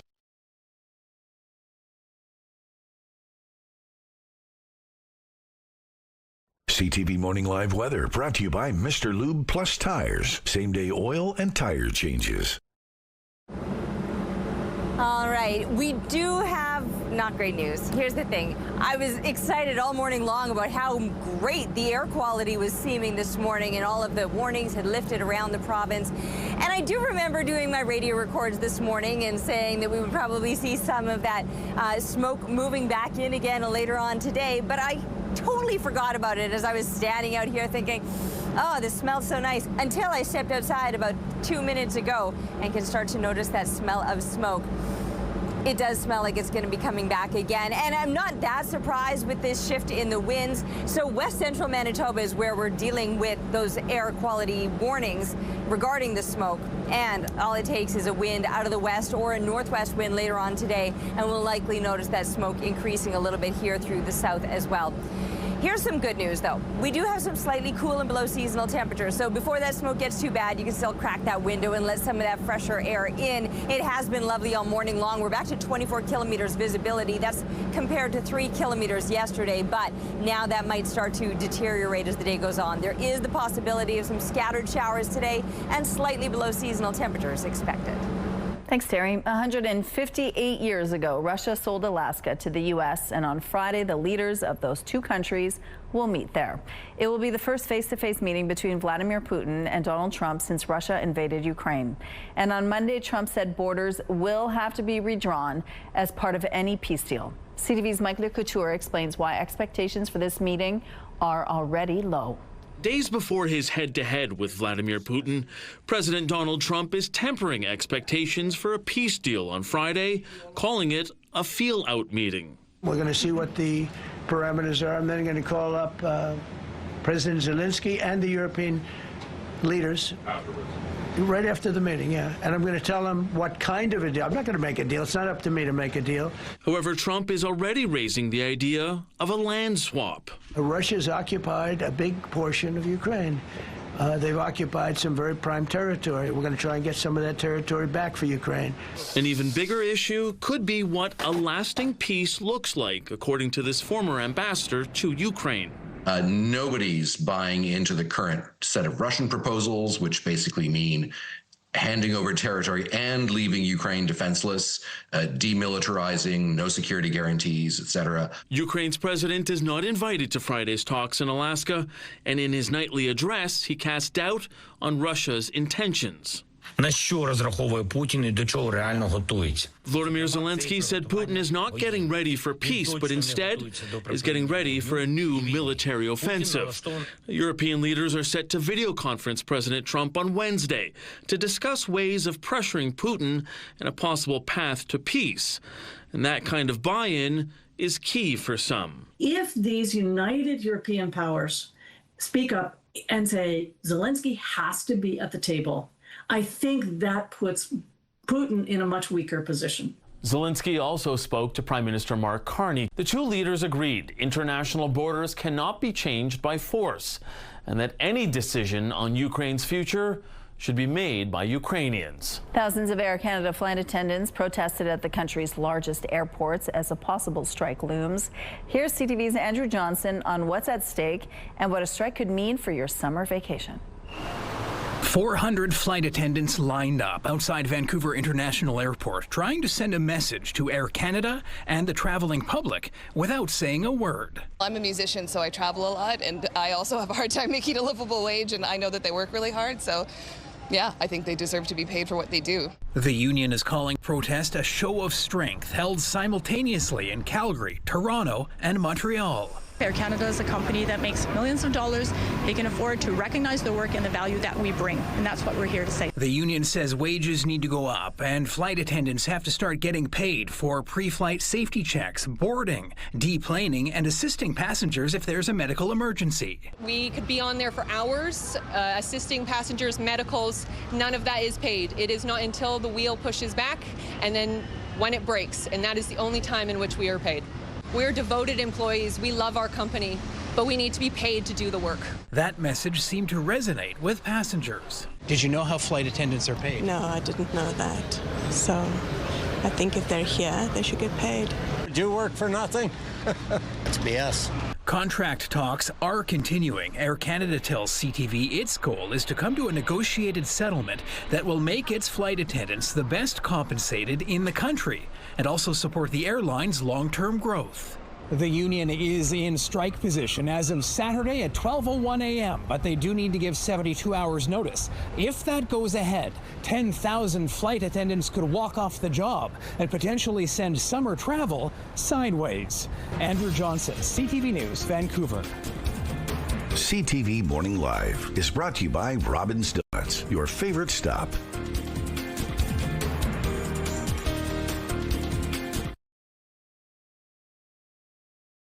It's time for Let's Celebrate. Let's see who's having a celebration today. Happy 8th birthday, Presley. Love Mom and Dad. Happy 80th birthday, Sharon. Love your family. Happy 7th birthday, Bodie. Love Auntie Brenda and Maureen, Uncle Doug, Chad, and the fur babies. And a happy 64th birthday to Marie. Love your 7 sons and the rest of your friends and family. If someone you care about is having a birthday, anniversary, retirement, or graduation, let's celebrate. To submit your celebration, visit our website, ctvnewswinnipeg.ca, and fill out the form at least 2 days in advance. It'll also enter you into our monthly contest for a chance to win a $100 gift certificate to Party Stuff.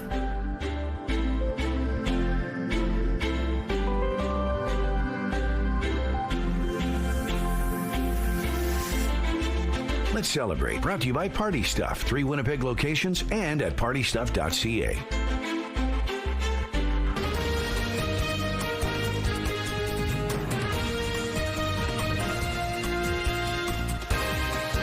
Good morning. It's 8 o'clock on your Tuesday. Thank you so much for staying with us here on CTV Morning Live. We have a lot for you in the next hour, including details on a huge musical festival in the community of Arden, Manitoba. We're going to tell you about the White Mud Music Festival, how it's not just about the music, it's also about camping and gathering and volunteers and all of that good stuff. So we're going to give you that and more, but first your headlines. Fire tears through St. Vital home, why some say firefighters took too long to arrive. Plus, softwood lumber hit hard. Could the new U.S. tariffs push the industry to the brink? And puzzled out why Canadians are still getting pieces delivered by the thousands. Bringing in Terry now. There's still a little bit of purple behind you, but that air quality is slowly changing today. Yeah, I know. I was so excited first thing this morning. It felt so clean, and I was being validated too by the fact that our air quality map was looking better. But even now, just looking outside, you can see the conditions starting to deteriorate a little bit. A little more of that heavier smoke is starting to seep in. 14 degrees with west winds, 15 kilometers per hour. The pressure is rising and the humidity sitting at 96%. Just when I was up on the rooftop about 10 minutes ago, you were really starting to smell that campy aroma again of the smoke starting to move in. Now, the air quality map has not changed yet. It is still only issued the warnings through west central Manitoba and parts of Saskatchewan, but we are expecting now to start to see that smoke increasing a little bit through the day. Precipitation-wise, there's some thunderstorms right around the Barons River area. They've been kind of hanging in that area all morning long. Very slow-moving system off to the east as well. We, too, have the possibility of seeing some very scattered precipitation, maybe some parts of the northeast as well. You can see heavier clouds all through northern Manitoba, whereas here in the south, we're certainly seeing some clouds, but maybe a few more breaks, letting a bit of sunshine through. But that scattered precipitation, many places could be seeing a very brief passing shower throughout the day today. Slightly clearer for tomorrow, not necessarily regarding this smoke. I'm only talking about the clouds at this point, but then keeping an eye on all of this, which by Thursday will be passing on through. And Thursday is the day that we could get a little bit of a spike in the temperature, whereas today and tomorrow, and on the other side of that, we're looking at slightly below seasonal when 25 is actually normal.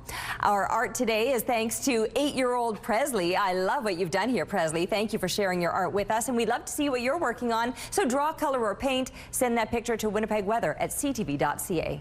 Thanks, Terry. Fire destroyed a Winnipeg home Sunday evening, and there are questions about how long it took firefighters to respond. Crews were called to South Walk Bay in St. Vital around 7:40 p.m. When crews arrived, the house was consumed by flames and heavy smoke. Firefighters attacked the fire and tried to prevent the flames from spreading to nearby homes. A neighboring home did sustain some damage. The blaze was declared under control around 9:30. One resident says it took fire crews a long time to arrive. Talked to the captain, who was on shift here, and he knows my dad. And he said the reason why the delay is the station responsible for this area was out on another call. So they had to pull trucks in from a different area. That's the reason for the delay. That's what I was told. So by the time that he got here, the garage was fully engulfed. The house was pretty well gone. The union representing Winnipeg firefighters says it took crews about 10 minutes to get to the burning home, which is well above its target response time of 4 minutes. Winnipeg Fire Paramedic Service Deputy Chief Scott Wilkinson tells CTV News, quote, at any given time, some of those units will be assigned to calls or unavailable for operational reasons. For time-dependent calls like medical emergencies or fires, the closest fire or paramedic unit is assigned. This makes them unavailable to respond to other emergencies. Neighbors say no one was in the house at the time of the fire, and the house next door was evacuated as a precaution. The city says one firefighter was injured but didn't require hospitalization. There's no word yet on what may have caused the fire. The Trump administration's latest volley in the trade war is leaving the softwood lumber industry in one of its most challenging times. There is a clear understanding that this will result in thousands of job losses. And in some cases, irreparable damage to the industry, because these are massive, expensive, capital-intensive operations that are not easy to stop and start. People in the industry say things are urgent. BC's Minister of Forests calls the move absurd and reckless. American tariffs on Canadian softwood lumber now top 35% after the U.S. doubled its counter tariffs on lumber imports and increased anti-dumping duties. Last week, Prime Minister Mark Carney promised supports, including $700 million in loans and $500 million to support market diversification. Puzzles, they saw a boom in popularity during COVID, and they're still going strong. Every aisle was filled with puzzle boxes, so we kind of knew from there that we needed to go further than just the toy store. So yeah, it was a bit of a risk. Bruce Donnelly and his wife Trista are the owners of Puzzles Canada in Georgetown, Ontario, and say they've been busier than ever.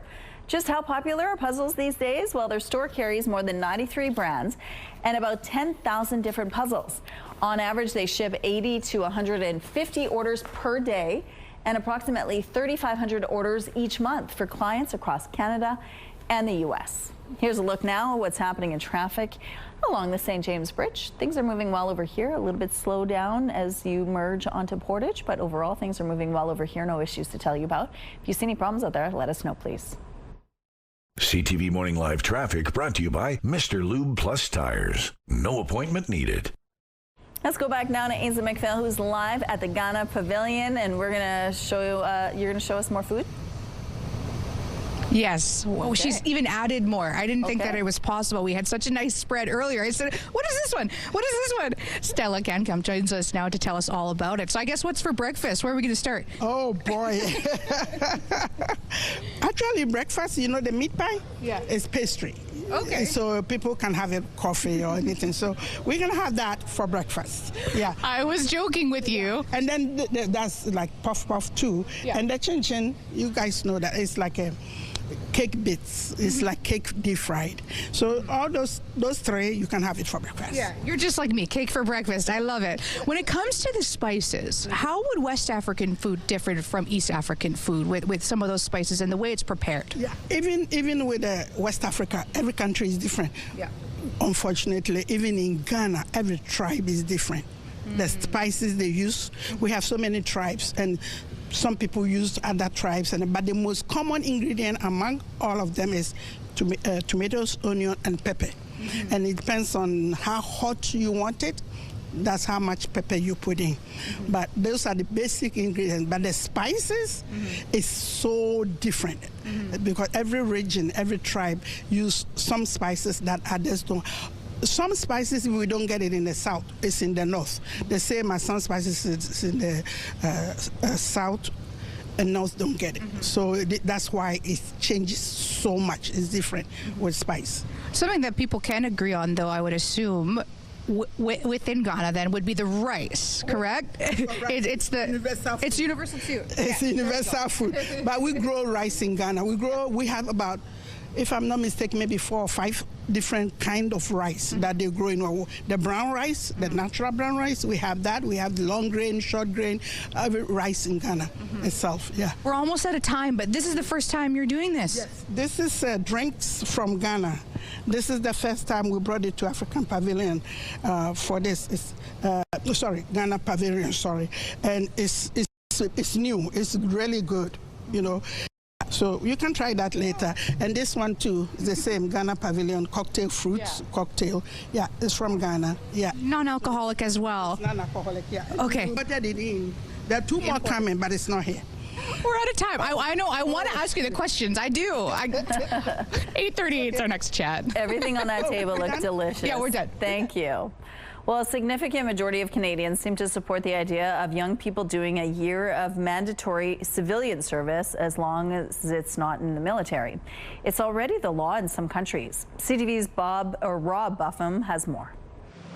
Making it mandatory for young people in Canada to do a year of civilian service is popular. A survey from Angus Reid shows 7 in 10 Canadians support the idea. Help out your community, give back to the people that gave to you while you were growing up. Working towards more community. The concept is appealing across various types of service. 74% of those surveyed embrace it for public health support, such as working with seniors. 73% for environmental support, for example, with Parks Canada. 72% for youth service, including after-school programs, and 70% for civilian protection. Service that would include work such as firefighting or responding to natural disasters like floods. A lot of people, including myself, might not have the best work ethic right now, and it can really help teach young people that. Notably, a year of compulsory service, something that happens in other countries, including France and Germany, gets plenty of support even amongst those under 30 who'd be forced to do it. 2 to 3 to 1 ratio across those Canadians, both men and women under 30, say, yeah, that's something I would like to see happen. According to the survey, the most compelling reason why people support mandatory service for young people is what it will do for those young people. I feel like maybe this is a good opportunity for young people to get some experience in a field. Maybe they wouldn't necessarily have an opportunity to, and that'll help them maybe in their own careers. However, when it comes to compulsory military service, like in South Korea or Finland, opinions shift dramatically, and those opposing the idea edge out those who like it. If you're putting your life in line, that's your choice, and I don't think it should be mandatory. But when it comes to young people donating a year of service to their community, a significant majority think it should be required. Oh, interesting. All right, looking now through the Bathfitter Live Eye. Bathfitter, your bath and shower experts for more than 40 years. And we are starting to see a little bit more of that smoke moving back in again after having had very clear conditions first thing this morning. A drastic change up from where we were, say, yesterday morning when we were down to 3 kilometers visibility. This morning we were at 24, but now things just starting to change as that smoke is moving back in again. Our temperatures, too, are starting to change. We were at 14 for the last couple of hours, and now starting to rise 15 degrees here over in the southwest. Brandon, Melita at 13. That's also up a degree from last hour, as is Roblin, now sitting at 12. And parts of northern Manitoba, you're in the double digits. Churchill still not quite. 9 degrees is where you're sitting, and it will remain a little bit cool, not just through northern Manitoba, where you're probably going to top out in those mid-teens, but even here in the south, where low 20s is where we'll end up today.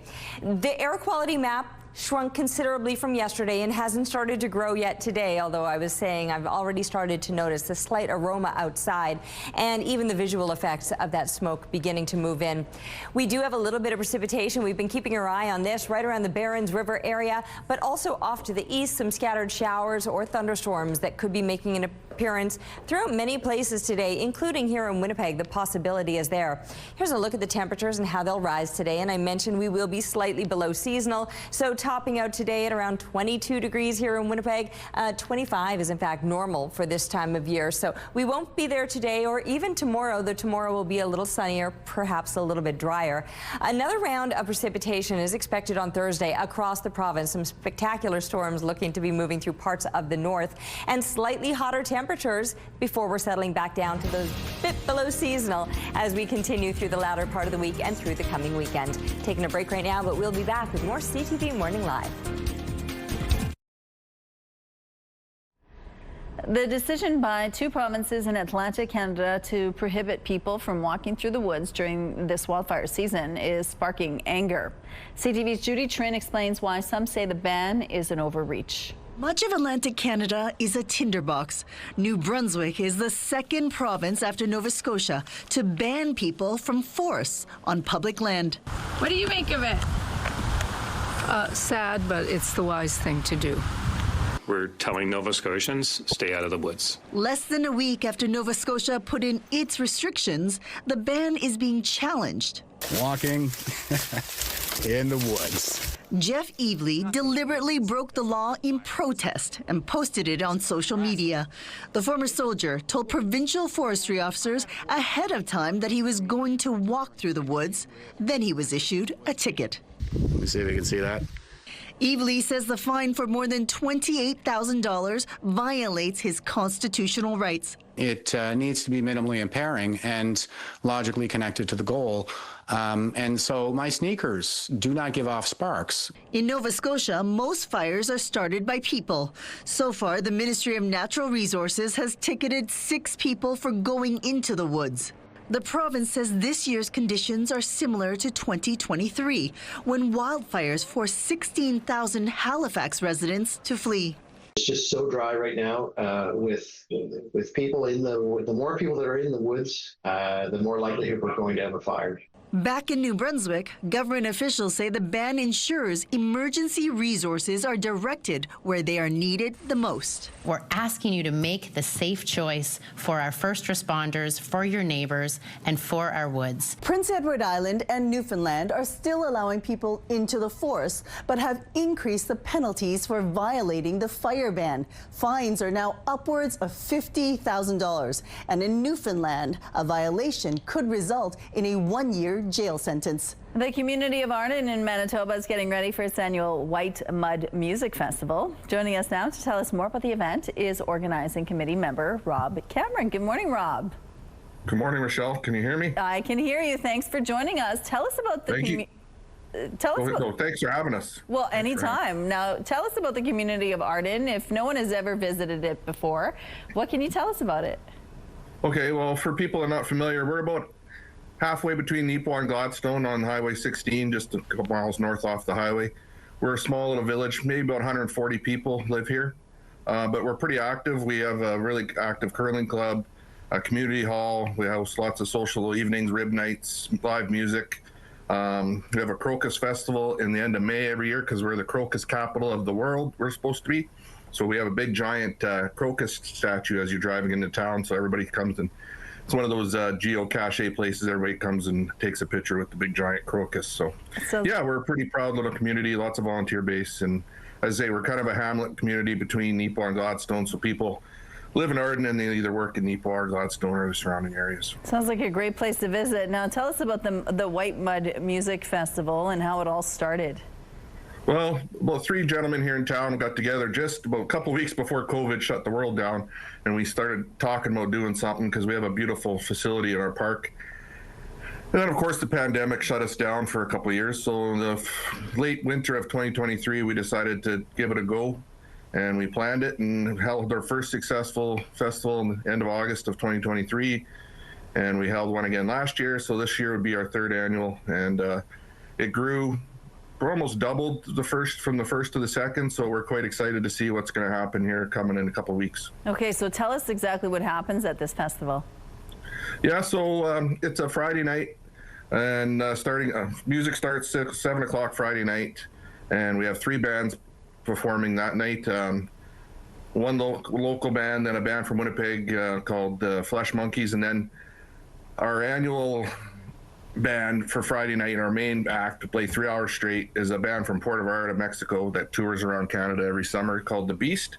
So anybody that's been a winter traveler to PV or a snowbird, I guess you could say, they probably have heard The Beast. They're quite one of the top attractions in the bar scene in Puerto Vallarta every winter. So they're a main attraction. We get people coming just to see them because they get to see them once a winter, and then they come here and see them in the summer. So then Saturday we have 7 bands starting at noon, and a little more countryish in the afternoon. As the day goes on, the music gets a little more rock and roll. And this year our 3 main acts on Saturday night are Huey Lewis and the News tribute band at 8 o'clock, and then at 10 o'clock a Creedence Clearwater Revival band, and then a Rolling Stones band. So all around good time, a good reason to go out there and enjoy some live music, but you also couldn't do it without the volunteers in your community. Tell us about the incredible people that support you.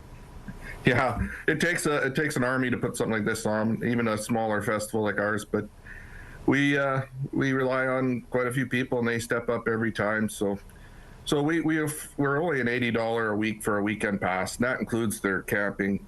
It's a fairly affordable weekend for people to come out. We have some food trucks on site.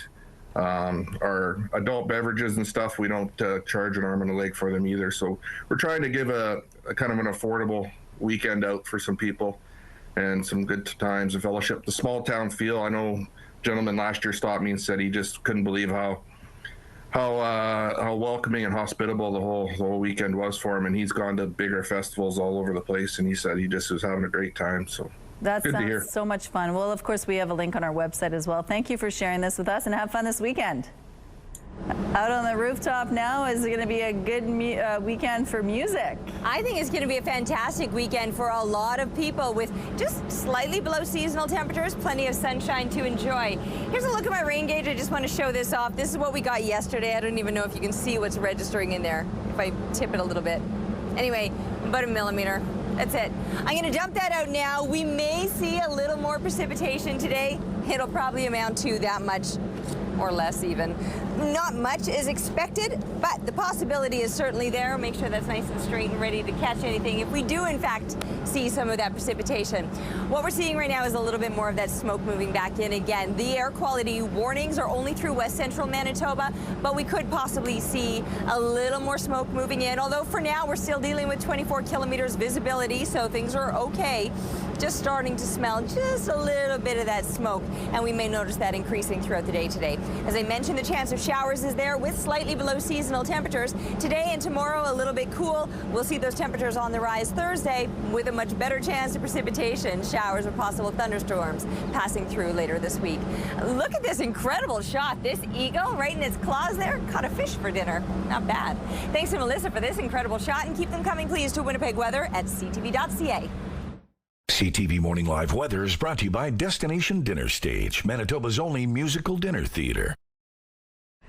Get ready for the ultimate hoops showdown at Canada Life Centre. We're giving you a chance to score 4 tickets to the thrilling CEBL Championship Weekend featuring the Winnipeg Sea Bears. Catch all the action starting August 22nd with an epic conference finals doubleheader at 7:30 p.m. plus the nail-biting championship final on Sunday, August 24th at 6 p.m. Head over to our website, ctvnewswinnipeg.ca, and hit our contest page for all the entry details. Don't miss your shot. Fraudsters are constantly bombarding our phones with scam calls, texts, and emails, which means you have to be careful which links you click on. CTV's Pat Foran shares the story of 2 people who lost more than $20,000 after their bank accounts were hacked when they clicked on fraudulent links. Just be careful. Christina Petrozelli of Mississauga got a link that said she had to click on it to decline a purchase. Concerned she was being scammed, she did, but it led to her being hacked and her bank account being taken over. I clicked decline, and I guess that's where the scam was, because me clicking decline was them having access to my account. Petrozelli was scammed out of just over $22,000. Her bank is RBC, and she was shocked to be told because she had granted the scammers access to her account, she won't be reimbursed. I have feelings, and I have people that rely on me, and you're taking everything that I had, and I didn't do it. A spokesperson for RBC told CTV News, "We are unable to share details. However, RBC will never ask you to download a remote access application." I clicked the link and I updated my information. And then the next thing you know, my phone stopped working. Christy Seymour of Oshawa also clicked on a link she thought was updating her credit card. Her phone was hacked and scammers got into her account and stole almost $29,000. She had called Wealthsimple for 3 days to block her account, but couldn't get through. That was all of the money I've saved my entire life, and it's just gone, and they're not taking any responsibility for their part of the problem. Wealthsimple told Seymour, your account appears to have been accessed by an individual to whom you've authorized via a phishing scam. They're getting more and more targeted, more personalized, and more sophisticated. Cybersecurity experts say everyone should be using dual-factor authentication to add another layer of protection and be cautious of all links you receive. The 3 things that they're counting on are surprise, urgency, and that need to respond. After CTV News contacted Wealthsimple, they reviewed Seymour's case and said, as a gesture of goodwill, we have reimbursed the losses she experienced while trying to contact our team. She was given a full refund of almost $29,000, which was great news for her. Thanks, CTV. I feel wonderful. Like all the worry and dread and regret and doubt is gone, and I feel great. I don't know what I would do without you guys. Pat Foran, CTV News. CTV Morning Live is brought to you by Robin's Donuts, your favorite stop.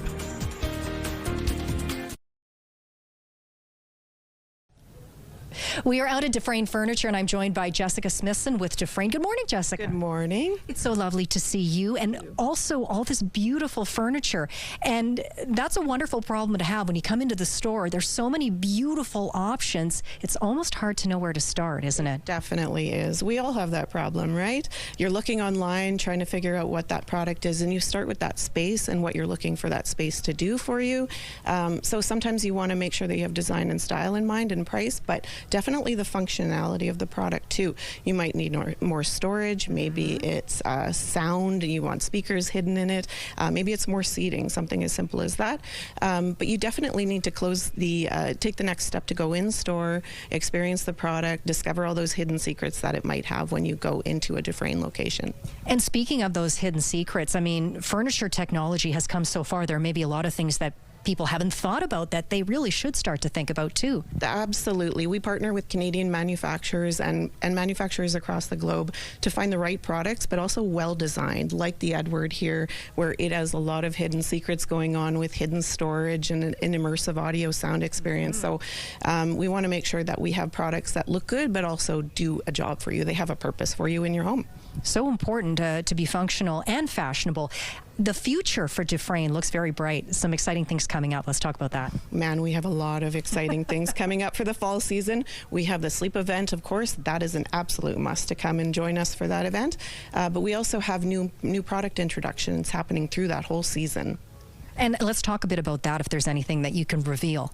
I can let the cat out of the bag about a new collection that we are launching called the 10th and Maple brand, where it is a curated collection of seating, dining, bedroom, home accents, the whole package for you, but with great design and a budget in mind. So great for Canadians and good for your lifestyle. That's so exciting to look forward to. But first, we have the big sleep event that's coming up on Thursday, August 14th. Exactly. Coming up soon. All right, it is indeed. Jessica, thank you so much. You're welcome. It's 15 degrees. You can see the sky taking on a little bit of a pinkish hue as more and more smoke begins to move in.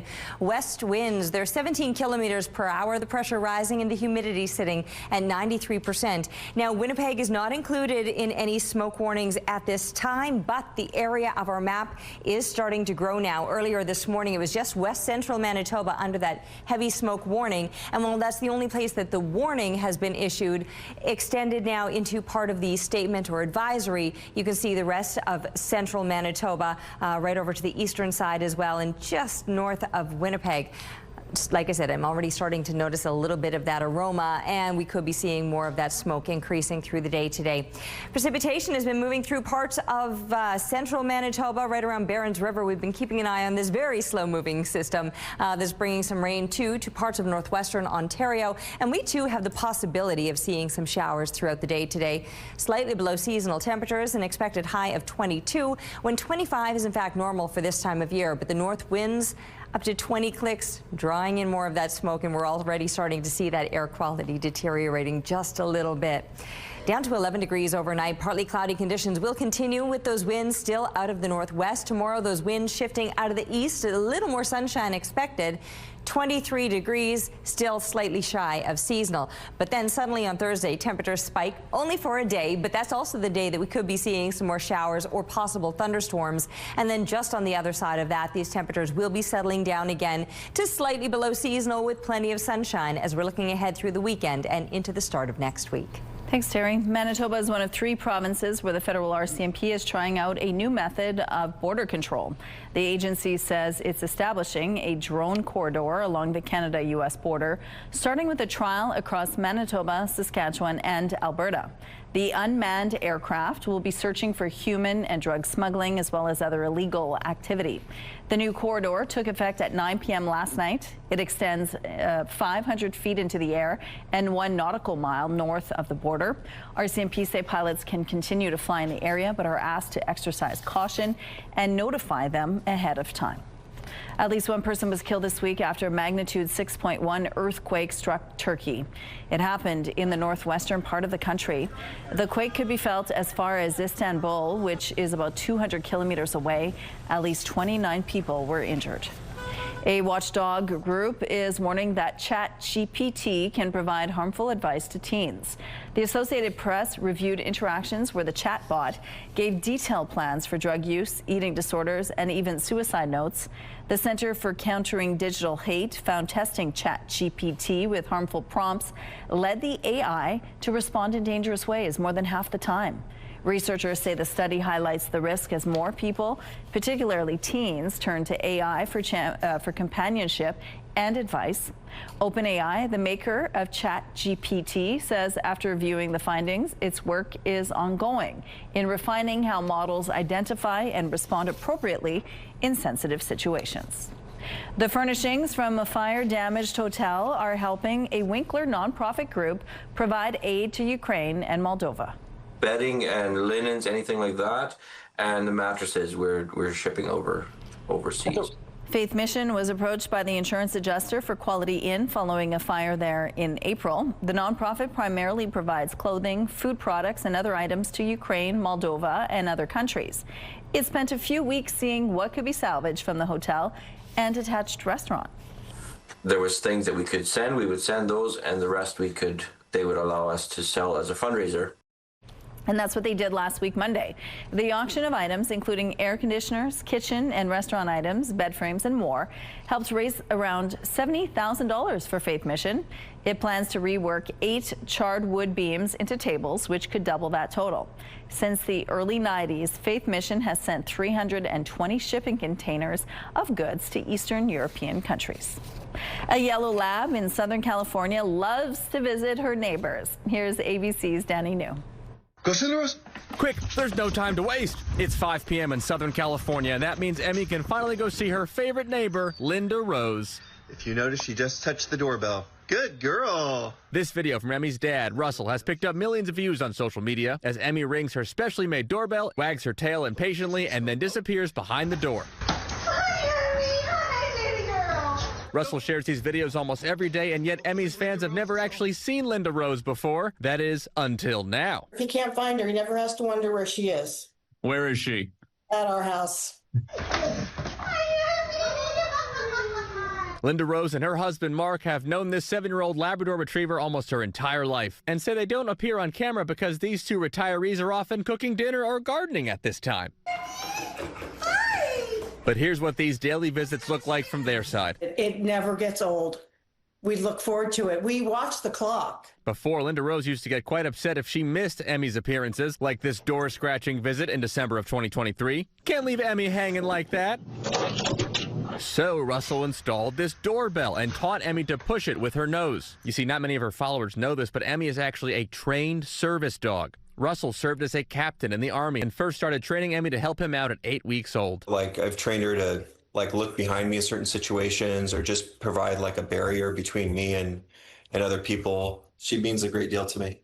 Oh, she's fast today. Now Emmy also means a different kind of great deal to Linda Rose, Mark, and millions online. One commenter writing, "We all need a Linda Rose in our lives." But for Linda Rose, she's not only quite grateful for Emmy, but also for Russell and this gift he gives her every day. I mean, it doesn't get any better than having a neighbor who shares their pet with you. So when you heard Russell say, "Go see Linda Rose," that's actually the phrase Emmy is trained to wait for. So when he says, "Go see Linda Rose," Emmy can finally sprint over there and see her pal, Linda Rose. And Mark, in New York, for ABC News, I'm Danny New. Let's take a look now what's happening in traffic along Donald Street. Things are moving well over here. As you can see, that haze, though, is slowly moving in again. If you see any problems out on the streets, please let us know. And let's look now at your gas prices. The Canadian average is $1.36, while the provincial average and Winnipeg averages are at $1.33. The lowest price in Winnipeg is $1.27. All this info is on GasBuddy.com. Price at the Pump brought to you by KidneyCard.ca. Get a free tow and a tax receipt for value of your car. Let's check in now on our question of the day. We wanted to know, what's the oldest piece of furniture you still use and what makes it special? Marlene says we have an old walnut dresser. Thank you, Marlene. Tiffany says magazine rack made by my grandfather almost 100 years ago. That's cool. Thank you for all your responses. Let's go back now to Ainsley McPhail, who's live at the Gannett Pavilion this morning. Good morning, Ainsley. Good morning, Rochelle. And this community is thriving. It's growing. Akosua joins us now. Justice joins us as well, who's the youth ambassador. Thank you both for being here this morning. This community is growing, which has allowed the pavilion to exist now. So let's talk about that growth. For sure. So the Ghanaian community here in Manitoba has grown, especially over the last 10 years, in part due to immigration, also in part due to students that are coming to study. Fortunately, because of that, we have the volunteer base and we have the interest to be able to start our own pavilion like this. And it's really key for us as well, as it gives us something to leave our kids behind when we pass along, another way to share their culture, another way to get to know their culture, another way to get to know other people in their culture. All of that is key, and hosting our own pavilion allows for that. One thing that I would invite guests to do when they come is to see how many kids we have on stage. It's really fantastic to see that we have the little ones from 3 years old right up until adults performing. So that also is another great thing we get to showcase having our own pavilion. I love it. And Justice, to be a youth ambassador, what does that mean to you? First of all, thank you so much for having me. And it's really important to me. I've learned a lot about my community and my culture through being an ambassador this year. This is my very first year being an ambassador, but I've been a part of Folklorama for a long time now. And I've seen it grow over the years, and it's been so special for me. Mm-hmm. This is actually a question I haven't yet asked to an ambassador, and I've asked a few so far throughout our mornings. What does the process of being an ambassador look like? So for me, since it was my first year, it was a little bit confusing at first, but to start off, I saw the other pavilions during week 1. And so for now, week 2, during my pavilion, I do a lot of greeting guests and giving tours of the cultural display. So through that, I've learned a lot about my culture as well. Oh, that must feel really great. Do you have any favorite bits and pieces, or I guess I call out to our audience, of why should people come to this pavilion? For me, some of my favorites are the food. The food is really amazing. I love eating Ghana food, as well as meeting new people. There's so many new people in the Ghana community. We're all very friendly, and we love meeting new people. Mm-hmm. Real quick, why should people come from your perspective? I guess you mentioned the food. Is there a favorite dish? Oh, for me, it would be the kelewele, which is spicy fried plantain. I love sweet, and so we use really ripe plantain to make it. The spice is not too bad, but it helps provide that contrast between sweet and spicy, so that's the dish I would plug. Awesome. Thank you guys so much. Folklorama, the trip around the world, over 40 pavilions. Wow. Head to a link on our website for more details. Thank you, Ainsley. All right, let's go out to the rooftop now. I'm actually going to be riding the Folklorama Fun Bus today. Oh, really? Yeah, there's a number of people that have won tickets through either CTV or our radio stations. Yep. What are our radio stations? Bounce. There's Bounce, and then there's Virgin. That one, yep. Exactly. So there's going to be a couple of us either from TV or radio on the bus with a slew of winners. We're going to 2 pavilions tonight. We have no idea which pavilions they are. It's the mystery fun bus, so we'll find out tonight. So I'll be here tomorrow, and I'll fill you in on where we got to and what we saw or what we tasted while we were there. Anyway, out here this morning, what am I smelling? A bit more of that smoke moving back in again. It's 15 degrees. We're seeing a few clouds out here. Winds, they're out of the west, 17 kilometers per hour. The pressure rising and the humidity sitting at 93%. We will notice a few more clouds today, even possibly some scattered precipitation. That being said, there's still moments of sunshine out here. It's probably going to look a little bit cloudier across parts of northern Manitoba. And where the smoke warnings are in place, it's only west central Manitoba with the smoke warning, but now east central Manitoba is included in that advisory. And I wouldn't be surprised if that area starts to spread as more of this smoke increases throughout the day today. Our temperatures today and tomorrow will be slightly below seasonal. And on the other side of Thursday, slightly below seasonal. But later on this week, Thursday being the day, the temperatures might spike a little bit. That's also the day that we're expecting more precipitation with showers or thunderstorms rolling through. We're taking a break right now, but we'll be back with more CTV Morning Live. Weather brought to you by Blinds Are Beautiful at 900 Lorimer Boulevard, featuring Hunter Douglas shades.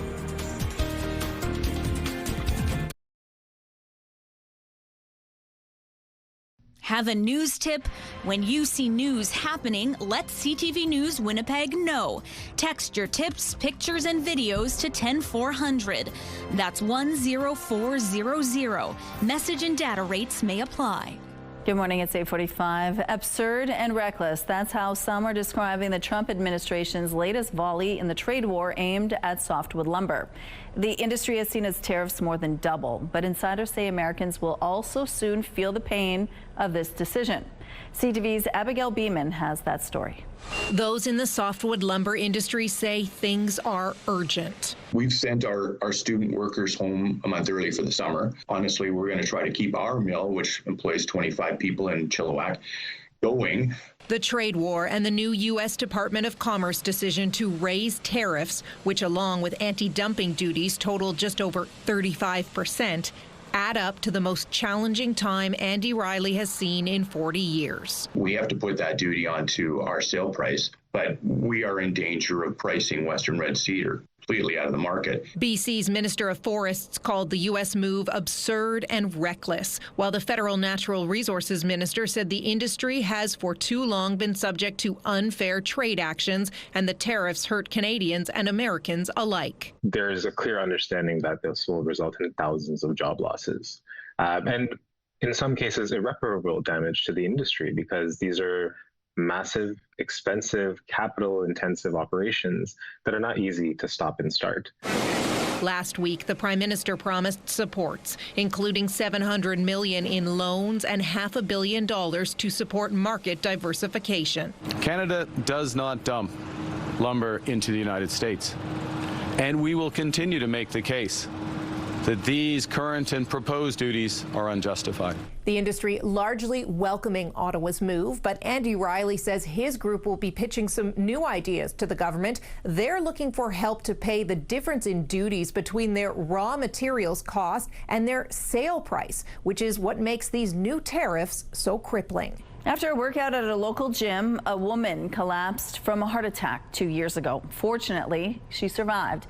And since then, the fitness facility has been raising money and awareness for heart disease, especially in women. Bim Hop Fitness is hosting its 3rd annual Jump Rope for Heart event this Saturday. Joining us now is the CEO of Bim Hop Inc., Michelle Braithwaite. Good morning, Michelle. Good morning. Now, Bim Hop means Big Mama's House of Pain. Correct. Right. Okay. So let's talk a little bit about what happened 2 years ago. One of your clients just finished a class and then collapsed. What happened? So it was a Saturday, and Saturdays are the most intense day of the week for my workouts, hence that's where I got my name from. Okay.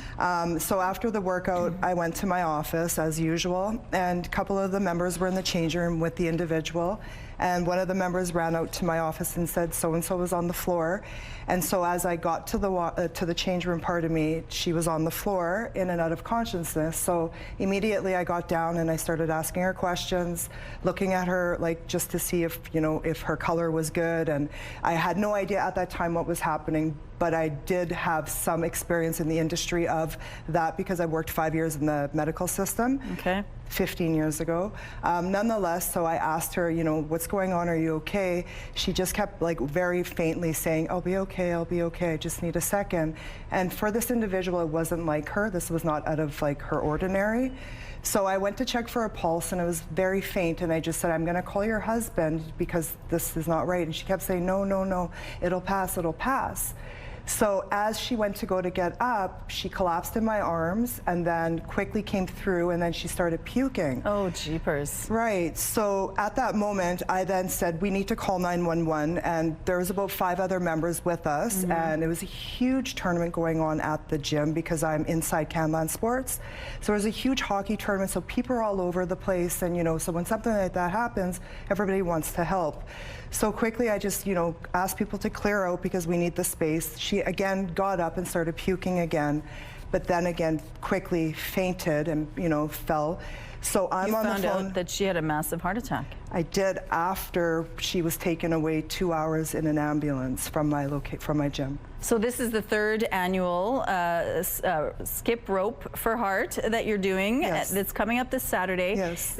You had done this for a year already before this incident occurred. So this just highlighted the need to raise more awareness, right? No, actually, this is my 3rd because when it happened, this is going on year 3 for her. Oh, I see. But I did it right after it happened. Right. So last year was the 2nd, and then this year is marking our 3rd. She's okay. She's amazing. She's recovering. She's going to be there with tons of family around her and jumping for awareness. You're going to do a demonstration of how easy this is. You're raising awareness and money for Heart and Stroke, of course. Absolutely. So it's just as simple as bringing a rope, and if you don't have one, we have plenty to provide. Right, and one of the points of this is not only to raise awareness and money, but you're also wanting to highlight that women present different symptoms than men do, right? Absolutely. So my member, she had what is known as SCAD, which is spontaneous coronary artery dissection. It's very common in women between the ages of 30 and 50. It's actually one of the most common heart attacks in pregnant women. Okay. So what it is just it's a tear in the wall, and then the blood builds up, and then it just builds up to being a heart attack. It's not your typical plague where that builds up as a heart attack. Right. Women, we have different symptoms. We don't have your typical numbness of the arm, pain in the chest. So she was puking, she was complaining of her jaw, so it was just weird, right? Different symptoms. Absolutely. Indeed. So if you want to take part, raise some money and support you, of course, there's information. We have a link on our website. Thank you for sharing this, and good luck on Saturday. Thank you for having me. Anytime. Yeah, important information to share. It takes me right back to the jump rope for heart. All right, 15 degrees right now with winds out of the west, 17 kilometers per hour. The pressure is rising, and the humidity is sitting at 93%. We've been seeing that smoke increasing a little bit, and the air quality map showing some increasing deteriorating air. West Central Manitoba was included in the warnings, but now East Central Manitoba has that statement or advisory in place. Not much to show you here on the satellite image. We've been keeping an eye all morning on the bit of precipitation in areas just north, well, through East Central Manitoba and into northwestern Ontario.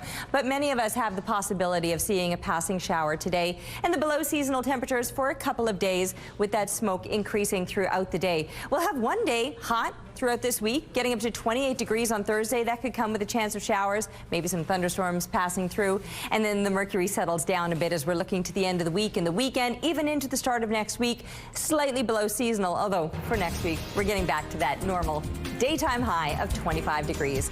We're taking a break right now, but we'll be back with more CTV Morning Live.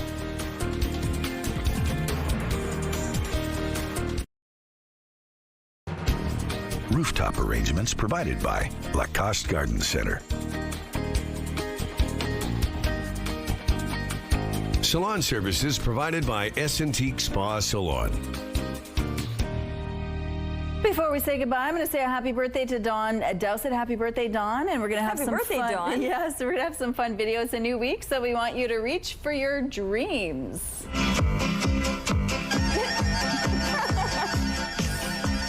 This alpaca's on a mission to grab that tricky leaf, determined and a little bit goofy, just like us when we're chasing after something just out of reach. Oh, that's entertaining. Oh, he's so cute when he does it, though. Look at him. Okay, that's awesome. Well, some people live in such a state of zen, they aren't bothered by much. What is it? Oh, my gosh. No. This lady likes her squeaky suitcase. She's totally relaxed and unaware that the noise is totally catching everyone else by surprise. Those wheels are screaming for help, but her vibe is pure, not my problem. She's on vacation. Yeah. She's going somewhere. She needs some WD-40 for those wheels. That does it for us. Have a great day. We'll see you tomorrow.